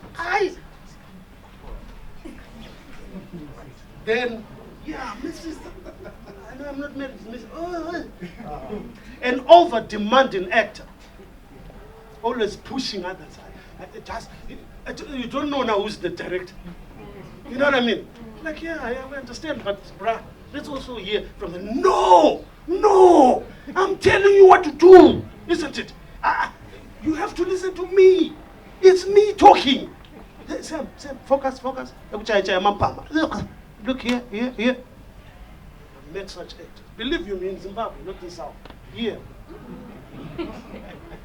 Then there's an under control actor. You can't rub anything against that guy. He's always focused. People do funny things. What? He's there. Even if he doesn't know, Alex, he's not so sure, but you can't tell. Because he's cool, you know what I mean? Seriously. You know what I mean? You're like, you're right, I'm fine, bro. Let's do this. But you don't know that, let's do it. You know what I mean? Then there's the hungry actor. Never satisfied with themselves. And worse with others. You know what I mean? Likes to ask a lot of questions. Like, okay, let's act, but what is that for? Why are we doing that? It's in the script, my brother. What they are saying is, that, oh, but what if the script was a mistake? Ah, you think it's a mistake? Wait, I don't know, but I think, let me wait. What time, bruh? What? But he's hungry, he wants to know. He's not doing funny things, huh? He's meaning it, Sibi. Or she's really meaning it. She want to know, how do you do it? What's some land living at home and after thing, you're like, you call this, I know. I want to know, my brother. Very hungry. Then a totally clueless actor. Doesn't know where to come, where to go. He's just there. You're wondering why he even came. I'm telling you, meet such people. You're like, my God, how did they even? My God. So what does so mean? My guy. Let's do this. Doesn't have no clue. Has never seen a set. You meet such people. You meet such actors, right? Then, finally, an actor with most of the above has got problems everywhere. It's right everywhere. It's mediocre everywhere. You know what I mean? You'll find those actors. Believe you me. When they're good, they're good. The next day they come, something has hit them at home. They're portraying other attributes that you didn't know. Are you the same? Do that you did yesterday. What? I think it's stress and what. Many reasons why people will be like, I don't know. You know what I mean? Like split image kind of thing. You know what I mean? Now, let me ask them to say, it doesn't necessarily mean they can't act all these people. Aren't you? It's just like I'm saying, we all have problems. We all want. Me, there's a set I went to. I walked from Parklands, Kumalo, going all the way to, I don't know now the place. I was just saying Chabalala. And I was walking, bro. I got there. The legend who was there with us, she had a car. After the rest, I says, no. Tell me petrol, but I tell her, man. And I hit back, got home, then the step was now different. But you walking, going to rehearsals and you're saying, no, I'm an actor, you know what I mean? If this production makes it, I'm in. You know what I mean? But when you're coming now, you're hungry. The guy didn't give you even water. He said, you know? I'm telling you, the realities of on the set. I'm telling you guys, if you haven't seen this, it's yet to come. And now with the new generation, it's coming powerful. Right. The director and your co-actors just need to find ways to make the set work. It doesn't matter who's there, it doesn't matter what, it doesn't matter this one is like this. The director just takes over, you know what I mean? And you co-actors, if you know what you are doing, you somehow find your way, because you're not going to find the perfect team. I've never seen that. Because you might think, hey, this is perfect, and yet you are the problem. You know, you're not perfect. So at the end of the day, there's not going to be a perfect set. There's someone who's going to mess up somewhere. Right. And then, remember, we're all there on set for different reasons. You know, there was one where I said, but guys, how can you put that guy? I said, I can't. Yes, I can't. It looks good. You have to see when it goes by his face. And just the women just, women are the ones who consume these soaps. You know what I mean? They're the ones who consume. So when his face goes to the room, we got the viewership. You know what I mean? Famous people. Just put his dead so I can say Jinimbi. So can he act? Or rich guys or whatever. They just put them because he's funding, isn't it? He's funding. They said, there's one who did that. There's one who did that for one Zim movie. And he came out in his Benz. I said, is it Chiango? Sorry, you had to know to say his name. Is this guy? Is he the one who funded the film? So they are there for different reasons. So you an actor, don't say, ah, this guy is here. Me, I hate this guy. I even hate his marriage. I'm a pastor. Go home. When we're acting, we're portraying characters. Let's do our job and get out of there. And do the best that we can. Right, I'm about to wrap up, don't worry. Yeah, another one happened again on another film. I'm like, Dada, you sure? No, yeah, I know this is no. Me, I'd never even seen what he was talking about. We are at some board. And she came, she removed the jacket. Okay.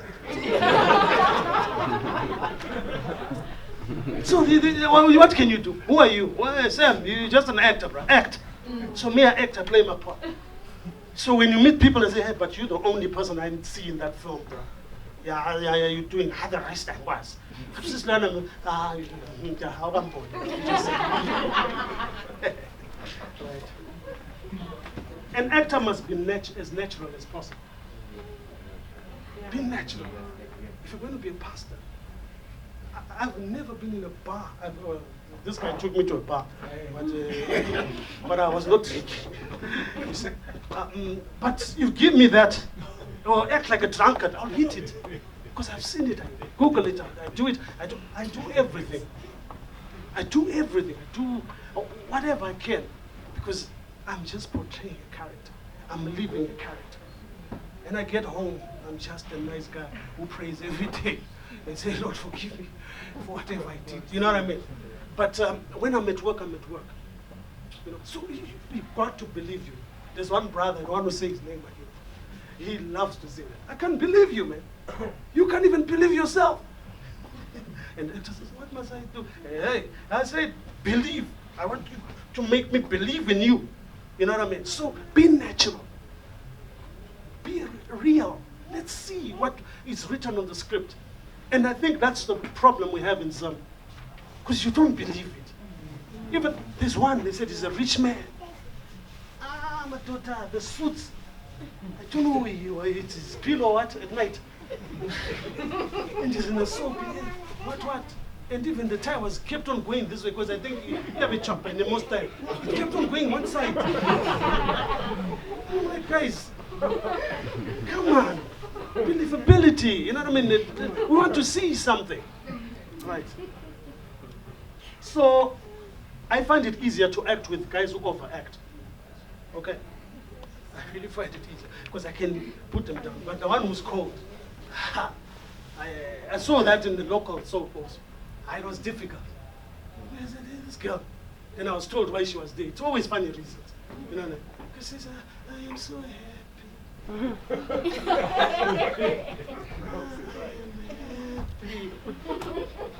Then she lost her baby. Oh, I'm sad.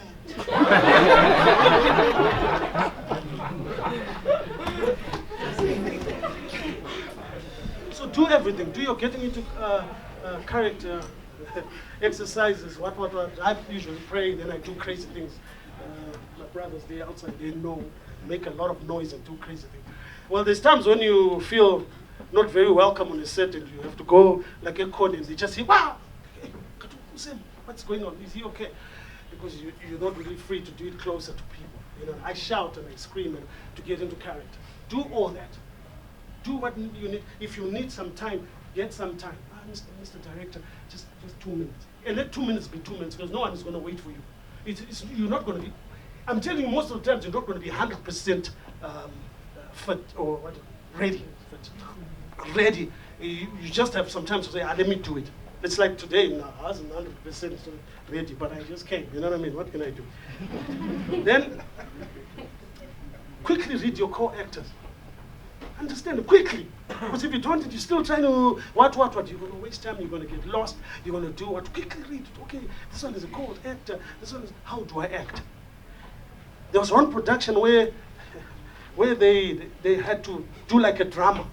It was a soapy. They said a drama, the guy who's playing is coming to see what coming to see what we are doing. So I said, now how do we do it? He said, just do the scene, do it. And I was in the scene. And the guy who I was doing with, I felt was not doing, I started doing mad things. I shook him, I did everything.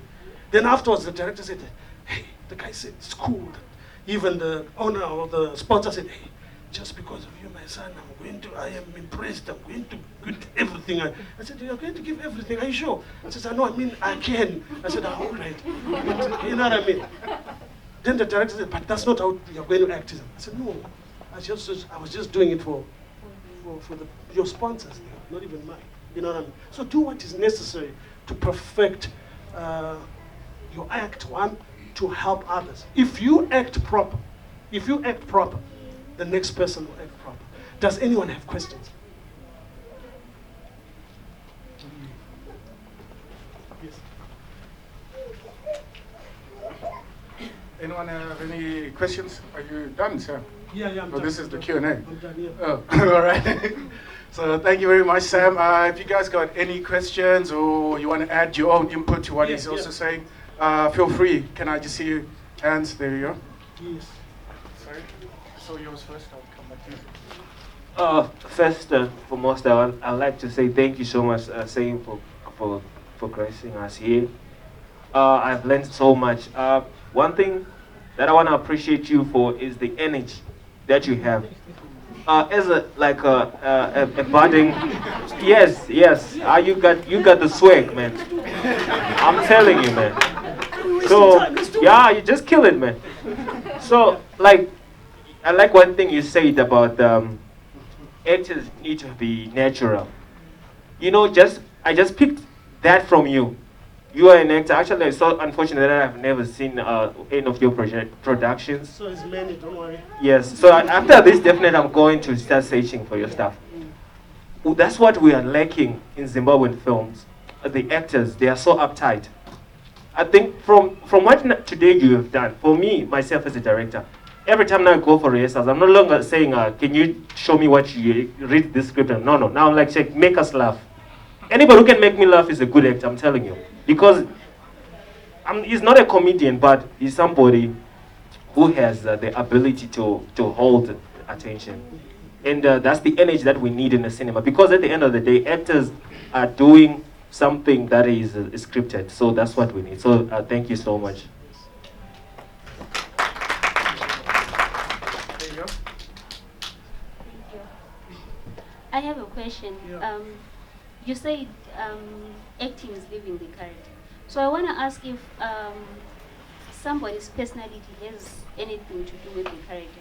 Say I'm supposed to be this church girl, and in reality I am. Do you consider that when choosing a person for a role?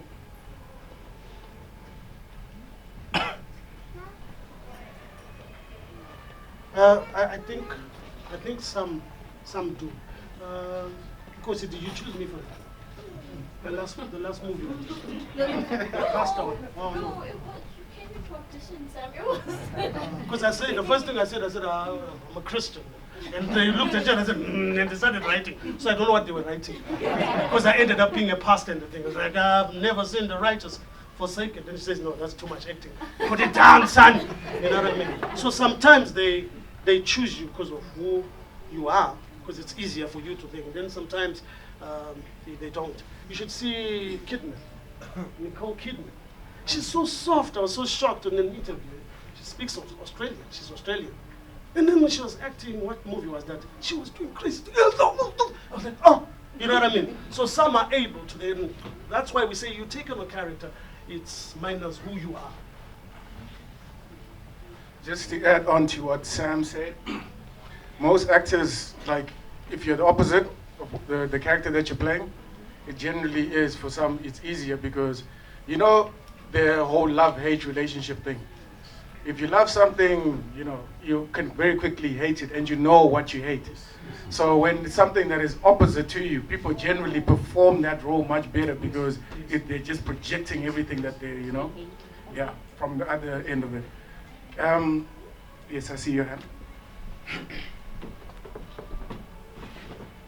Okay, my question is on living your role as an actor. What happens if you've got more than one script or more than one place that you have to act in? What then do you do? How do you balance it? Did you hear the question, sir? Yeah, I heard. Loud and clear. Loud and clear. Are you going to answer? You wanna? No, that's for you. Okay, because you leave those characters. That's what if I'm a butcherman here, then I have to be a butcherman. I've said after this, I'm a pastor, I have to be living a character is taking on that character and realizing that I'm no more a butcherman, I'm no more Sam, the one who is like just like that. So I'm saying living a character is taking it on and wearing it. It's like saying, I've got 6 shirts, how do I wear them? One at a time, bro. You know what I mean? You know what I mean? But just know where you're at. Yeah? You can be wearing pajamas, but when you're going to church, you're going to wear something and all. Cool. Yeah? Do you have a... Yeah, so you said something about living the character, right? You said you rehearse until you get bored about doing the same thing, and then you sleep even for 2 minutes, you do it again. And then you said someone had a problem separating their character from reality. So, say maybe I'm a mad person, and I live the character. I'm believable when I'm on set, but then I'm having problems. Say I have a problem shifting from that. How am I helped to differentiate the two? Yeah. Is there any, I don't know, but you got the question, right? Yeah, no, I got it. Sorry to say there's no help. You just need to get better. That's all. There's one thing that your mind is going to tell you, I'm at work, and then you separate that, now I'm at home. You know, but you can give you examples of many people who couldn't separate. You know, it was hard even at home. You know what I mean? Like that. So, yeah, even me now sometimes you feel, if you're a gangster, you feel like you want to kick your kid a bit. You know what I mean? It happens, but you recover. You need to recover one day. I love the passion that you exhibit. This is just a talk, but you can tell that this person when he's on set, and I think I've had the pleasure of being with you on set, and I've seen the passion. And it's not just you, but it's a lot of other actors. So my question is not really about the acting profession. Okay, it is a bit, but how then do you value your craft? Because I know there's a lot of exploitation. I've been a producer. Not that I've exploited others, right? But for example, I'll give you the practical example. Yeah. I won't say names or anything, but there was a time when Buzz was commissioning production. A lot of the producers were looking out for themselves. If you looked at the patients, you know, like the gap between the producer and even the lead actor is, you know, you can tell, you ask yourself, okay, why is this person actually in this production? I think also we have a problem with actors not being able to value their craft. You get into a project for the sake of the fame and the popularity, but 10 years down the line, we've got actors who've got nothing to show for 20 years being in the industry. How do you value yourself? How do you put value to your craft? I know that, I don't know if you've got unions that like give out, like, okay, let's say our minimum rate for a lead is this. Are you talking about bands like broadcasting things about it? Yeah. That was just an example, but I'm just saying, just to show that there's a lot of exploitation where the director is getting $1,000, the director is getting $50. But you must, I'm going to stop you there because I don't want you to make you think something different, right? Because when you say exploitation, you must remember as an actor, you're showing up when people are filming. You've got directors and producers who've been there for maybe a year and longer, who live with this longer. I've done different roles from like producing to directing. I can tell you which one is the most weightier. No, I do understand that. So, but I'm also talking from. But if you're saying it, but then from a local point of view, local context in the production, I'm sure actors in here would agree with me that there is not much value Most of the time they're working for peanuts. No. I'll answer that for you. Sorry, man. I want to answer this for you because it's a valuable thing that we all need to learn as actors. Actors are the, fair warning, actors are the most underpaid people in the whole entire arts. Whether you are in, I've got cousins and people that act in the US, that act in UK, in Australia. If you're an actor, just know that you're gonna get paid the least, and most actors end up doing work and not getting paid. So when I like your question, I just didn't like the angle you brought it in when you ask him how does he value his craft. I can somewhat answer this for you a little bit. I think, like with Sam, when he was talking about acting with others, I think it just tells you an indication of what kind of value he places on his art and, you know, for other people. So when you're acting, you know, I used to act up until like when I got to university and I stopped. But I think I would just add, like, if you're an actor, the most value that you can add to your craft is your own performance and who you are as a person, what you bring to that particular role and what you bring to others. So which is why I loved his presentation and what he wanted to talk about. I'll let you expand on that because I just wanted to remind you. Let me just say something. An actor has to then grow and blossom and get into other things. Because as we speak right now, it's very hard. It's very hard to try and make a living. That's a question we always say, is there an industry? You know what I mean? It's a good question, you know what I mean? So the guy who's a producer, when he hears Zambezi Magic is going to give him 8,000, for example, he's already thinking of his car. You know what I mean? So you share the 1,000 with his actors. That's how it is. You know what I mean? So actors, you need to evolve and then grow and get into advertising, feature in someone's video. I did someone's video. I pray you never see it. Because you say, this guy, you know. So yeah, you know what I mean? Just I can even be a brand ambassador and all that. Let's try all that, because the acting for now is good. I know what Mom was saying here.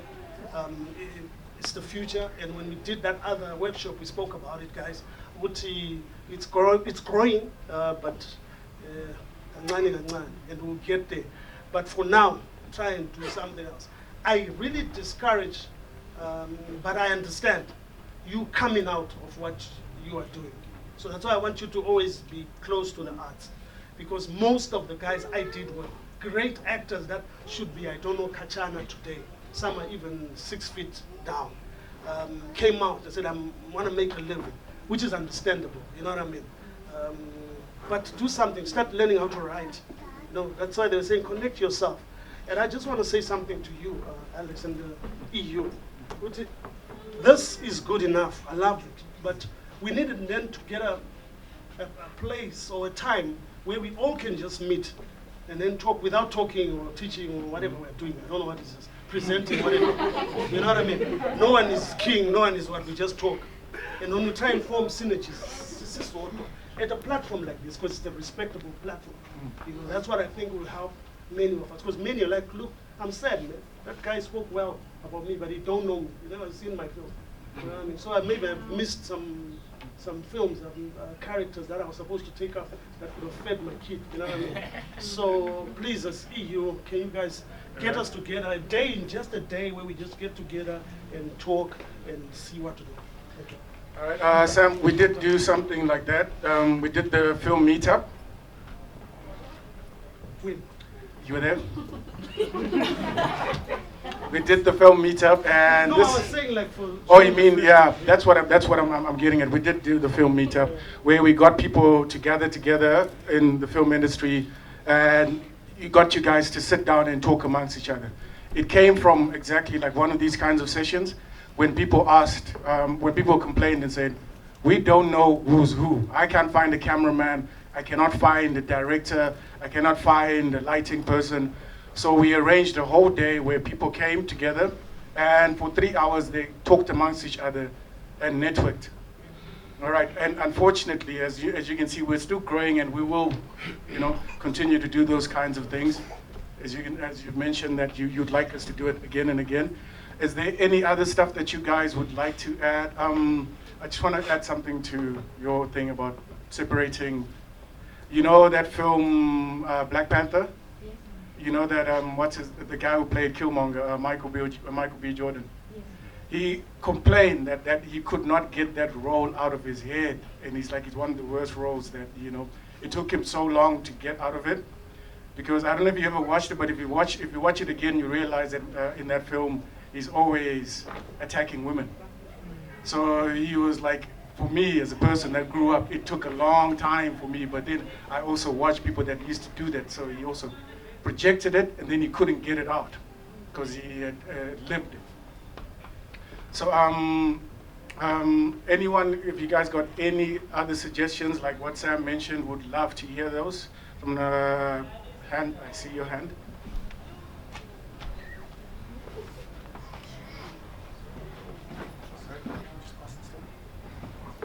I think creating like a digital support group for the local film industry, right? For the actors especially, right? Because now if you search online, I tried searching with them online right now. I wanted to see like Amara and there's like, you have like a few things online, and so if someone had to, so if I was maybe a producer and I wanted to hire you, I don't have much references of yours online, right? So if you like create maybe a session whereby you try and educate them on how the digital spaces work, it might be, well, there's a lot of talent in Bulawayo, right? But for someone in Joburg who wants to hire someone in Bulawayo, they'll probably pick maybe Uqebe because she's online, she's active online, everyone can see, okay, there's this female actress, Bulawayo, but there's someone who's probably better than her. But because they don't use the digital spaces. So maybe creating like a digital support group for local actresses and actors, it'll be good. All right. A digital directory, you mean, with all the, all right. I'm just gonna give you guys also a hint as actors. If you're an actor or an aspiring actor, you better create yourself a YouTube. All right. So, no. YouTube, and then also go for, if not YouTube, then there's Vimeo. Are you guys familiar with Vimeo? All right, go on to Vimeo, create your own profile, put yourself down there as an actor. All filmmakers, they first generally search Vimeo before they go to YouTube. When you're on there, also make sure you have different kinds of scenes. All right. It's important because like you just mentioned that another person is active, but you can also take your own initiative and create your own platform, create your own content. So when someone looks through that, they can also find you and find different scenes. It might not necessarily be stuff you've acted in, but just to show you different kinds of performances. So just a bonus there as well. But I've taken down your directory suggestion. Anyone else? As actors, we've been like exploited a lot. I think if you've been in the industry for 3 months to 1 year, you'll see that it's really not great. So I think it would be really awesome if we had spaces where we could talk about the legal part of being an actor, contracts, and how to protect yourself from like this one production they promised money, but we never got it.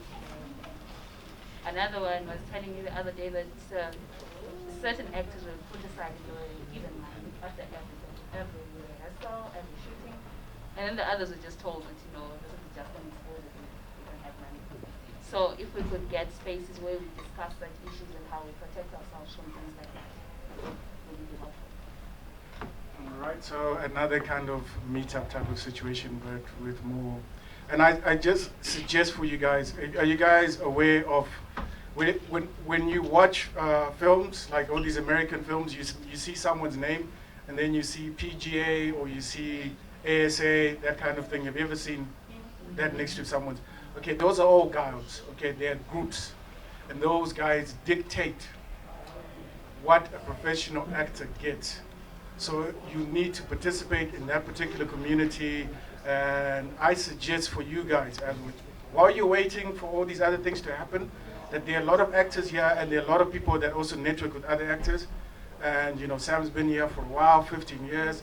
So you know, maybe Sam, this could be also on you. Create a actors guild of Blaio, and you dictate, and then you also make sure you report such incidences. So people are now, because I think people get taken advantage just because people are not familiar, they don't know. So if you say, hey, Sam, can you put the alert out, or whoever is in charge of that group, and say, we've been working with this particular production company and they don't pay. Can you tell everyone else not to go there? Because that will also change their attitude. Do not get taken advantage of just because someone says something.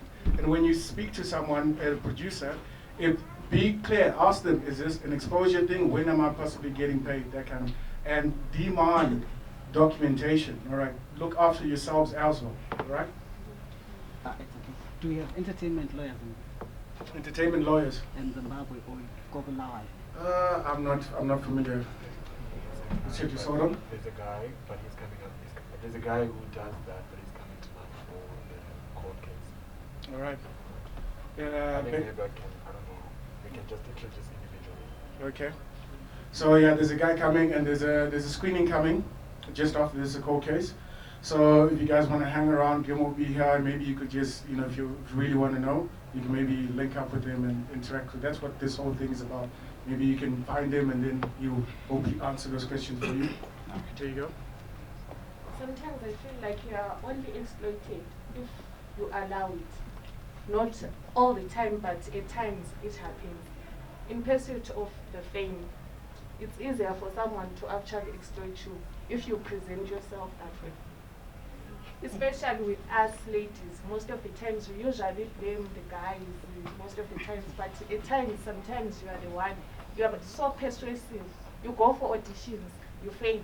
You are the one actually persuading that person. Even after the set and etc., you are going back home, you ask for a lift. But that, instead of walking, you're asking that guy for a lift. You're actually presenting yourself to that guy. Yes, we are being exploited, but most of the times we are the ones who actually help those guys to actually exploit us. So now we was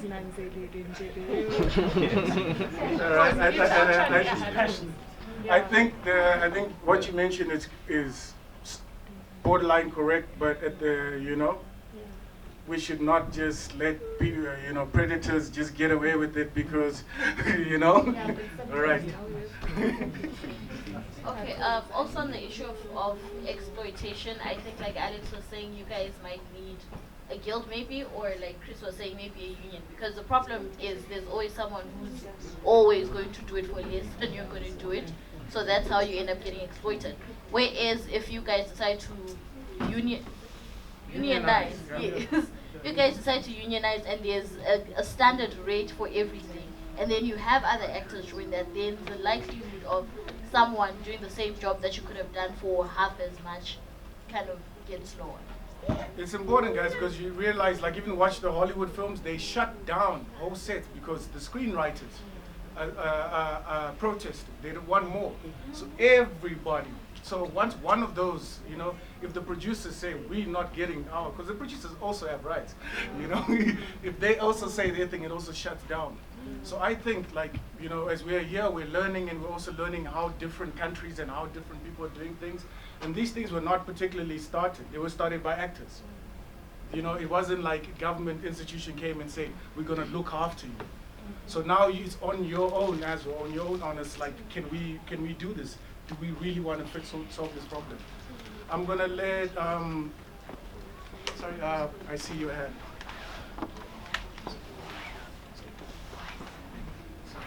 Where is it again? This? Yeah, right? Can you pass it down?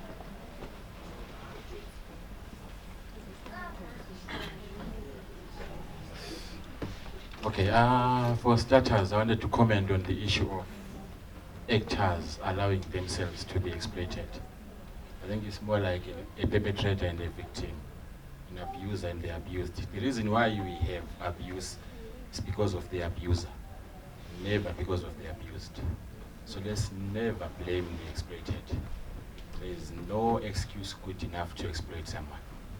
And then there's a speaker in front there who spoke about value for your craft, value for your acting. Some of these things the market decides. It's really not up to you.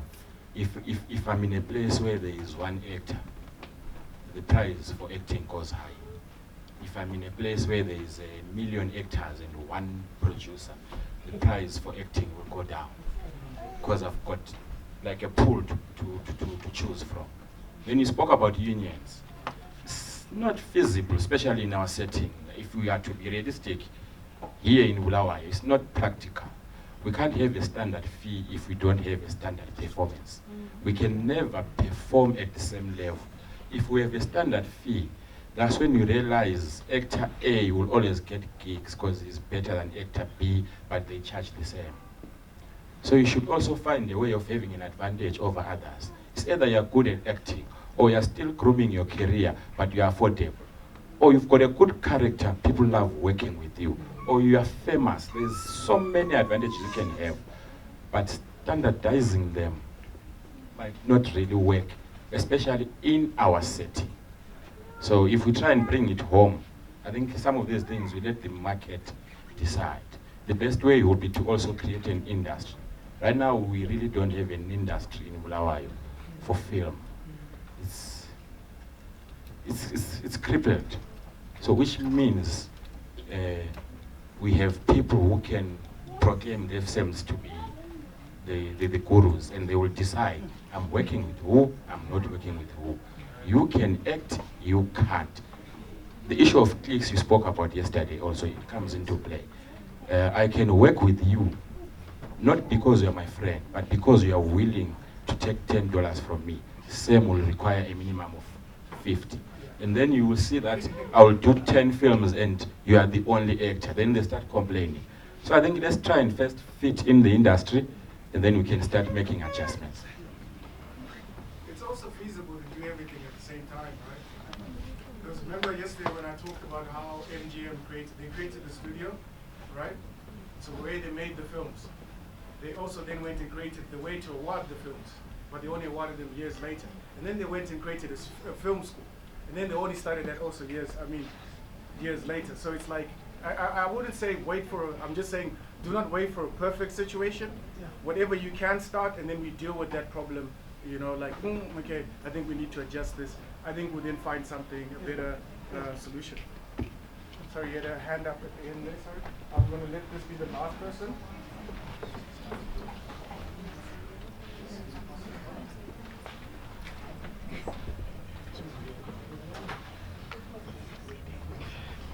Thank you for the opportunity. I guess I'm the one who's closing and praying. My question is directed to Sam there. As a brilliant, charismatic, amazing actor as you are, you know, people get caught up in you as an actor more than you as Sam, as the person, you know, with a personal life, with a family, with a wife, with kids. How do you then handle, how do you draw the line? Where do you draw the line between yourself as an actor and yourself as a person, given that there are people who are given to stalker tendencies, you know?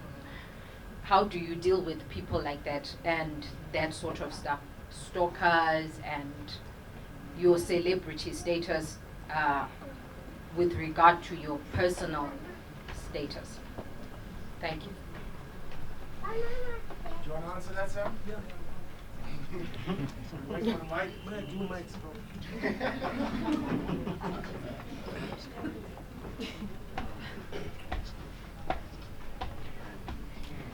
Yeah. You know, one question I asked, there's one film we're doing. The first film we did, I did for TV, The King's Crow. We were walking along, what's that road? This chicken inn that's somewhere here, Baker's Inn, what, next to Standard Bank or whatever. And we're actually going to a set, and I always say it, with one of the co-actors. And Mehlo Mehlo, you know Mehlo Mehlo, the bands with the round eyes. Yeah, round eyes. Yeah, they call them round eyes. I call them Mehlo Mehlo. And where I come from, in Northley, where I learned is Mehlo Mehlo. Then we're working with this guy, co-actor. Then these women, would beep, beep, and come out and name us by our characters. They say, can we go together? So I stood and I looked at them. And I said, no. The other guy says, look at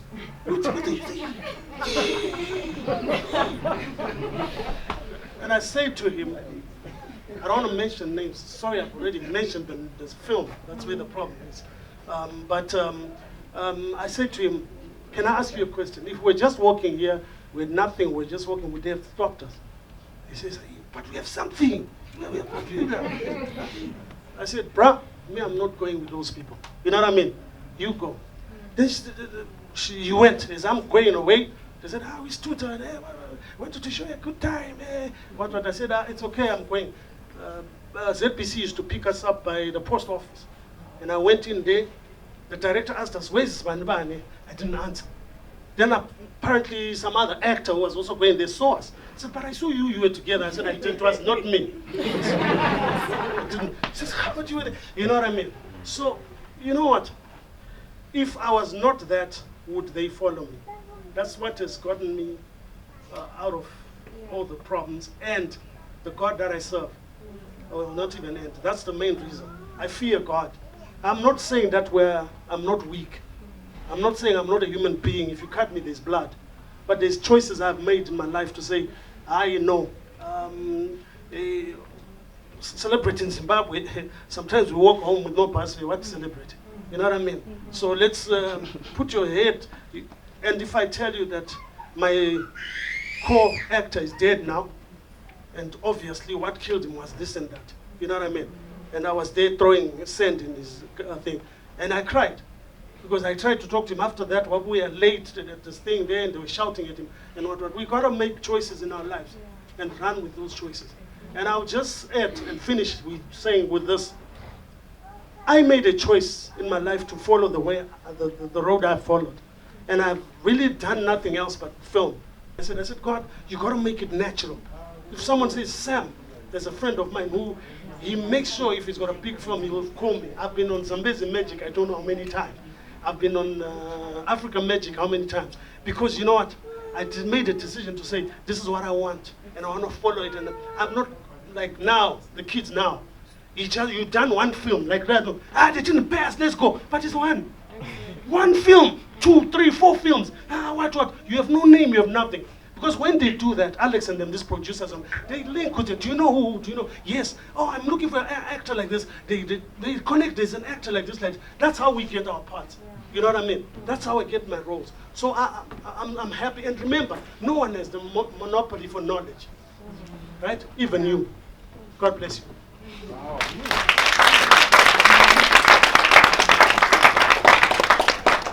Thank you so much. And thank you guys for coming through. Just remember, tomorrow we're still continuing. We've got Johan coming in tomorrow, and he's going to be talking about the community and filmmaking. And we've got Ntombi, who's going to be talking to us about how to find a filmable story. So I think those are two very interesting topics that you all need to come through. We're talking about how do we, I think, Priscilla was talking about making documentaries, but you know, think of it on the other side, that Johan is going to be talking about making a film for that particular community. And Tombi is also going to be talking about, I know you guys mentioned that stories are important, the story is really good, but not all stories are created equally, so you need to also think about what makes that story filmable, and she's going to talk to us about that. So thank you guys for coming, and hope to see you tomorrow. And there's a screening after this. All right, I hope you guys stay for that. Thank you. Can we have a round of applause for our presenter, Sam?